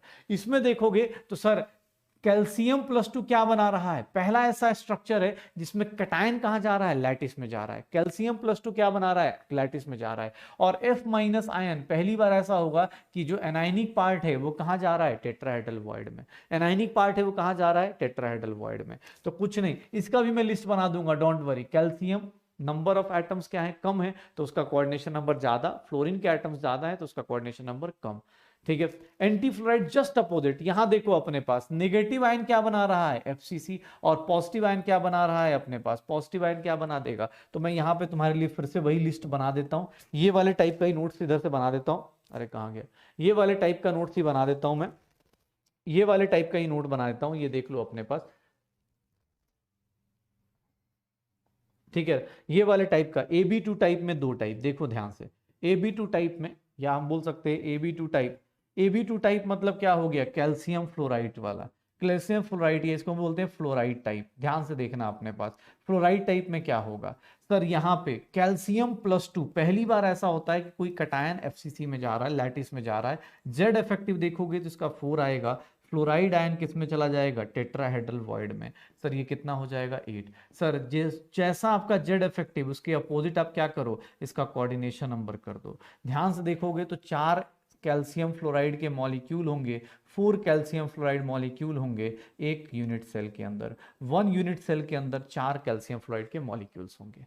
सर अब AB2 टाइप के बदले A2B टाइप, अच्छा इसमें ये रिलेशन भी बता ही देता हूं, पता चला फिर बोलो सर रिलेशन नहीं बताया। सर टेट्राहेड्रल वॉइड है तो सीधा सीधा रेडियस ऑफ कैल्शियम +2 और रेडियस ऑफ फ्लोरीन माइनस, इन दोनों का सम करोगे √3a क्या आ जाएगा, 4 आ जाएगा। ठीक है, √3a क्या आ जाएगा, 4 आ जाएगा। सिमिलरली A2B टाइप लेके आएंगे, अगर A2B टाइप लेके आते तो A2B टाइप में अपने पास क्या हो जाएगा, तो यहाँ पे सोडियम एंटी फ्लोराइड बोलते हैं इसको, क्या बोलते हैं हम लोग, anti fluoride type. Anti fluoride type, यहां भी रिलेशन सेम ही रहता है, लास्ट के 3 लोगों के बीच में रिलेशन सेम रहेगा। बस यहाँ पे Na+ है और O-2 है। O-2 कहाँ चला गया, FCC में। ये कहाँ चला गया, टेट्राहेड्रल में। जेड इफेक्टिव देख लो, इसका कितना हो गया 8 और इसका कितना हो गया 4। जेड इफेक्टिव का जस्ट अपोजिट क्या आएगा, कोऑर्डिनेशन नंबर, ये कितना हो जाएगा 4, ये कितना हो जाएगा 8। 4 Na2O प्रेजेंट है, 4 NO2O मॉलिक्यूल प्रेजेंट है, is present in 1 unit cell. यहाँ पे भी सेम चीज, तो सर ये वाली चीजें आप याद कर सकते हो। यहाँ पे सेम रेडियस का रेशियो आएगा, radius of Na plus radius of O-2 and that is equals to √3a/4, that is equals to √3a/4। AB2 type और A2B टाइप पक्का। तो सर ये चीजें अपने पास चल रही हो जाएगा सर। तो ये आयनिक सॉलिड्स है। आई नो थोड़ा ये लास्ट वाला पोर्शन थोड़ा हेवी हो गया होगा, लेकिन भाई ठीक है ना, बातों को समझो, चीज़ों को रिलेट करो, जितना हो सकता है लिख के याद कर सकते हो कर लो, क्योंकि एग्जाम में क्वेश्चंस कहीं भी किसी भी पोर्शन में पूछा जा सकता है। आपको rock salt type structure NCERT में डायरेक्ट नहीं दिखता, डायरेक्ट कोई टॉपिक नहीं दिखता, लेकिन वो बार बार कहीं कहीं यूज करता रहता है rock salt type structure. Radius ratio rules वो डायरेक्ट नहीं लिखता एनसीईआरटी, लेकिन वो क्वेश्चन में एक्सरसाइज में जाओगे तो वहां एक क्वेश्चन दे के रखा हुआ है, तो आप उससे डिसाइड करते हो कि हाँ यार ये चीजें यहाँ आ सकती हैं। इसीलिए बोल रहा हूं कि टॉपिक के अंदर अब हम लोग अगली क्लास में चैप्टर को फिनिश करेंगे with revision with questions. Topic पूरा का पूरा फिनिश हो जाएगा नेक्स्ट क्लास में सॉलिड स्टेट। लेकिन ट्राई करना कि मेरे साथ साथ अगली क्लास में सॉलिड स्टेट आप भी साथ साथ फिनिश करो पक्का। तो सब लोग मिलके एक साथ टॉपिक फिनिश करते हैं। चैप्टर्स सर, चैप्टर्स पे चैप्टर्स फिनिश हो रहे हैं, साथ साथ आप भी, मेरे साथ साथ आप भी फिनिश करते चलो। मिलते हैं नेक्स्ट क्लास में, तब तक के लिए ओके बाय।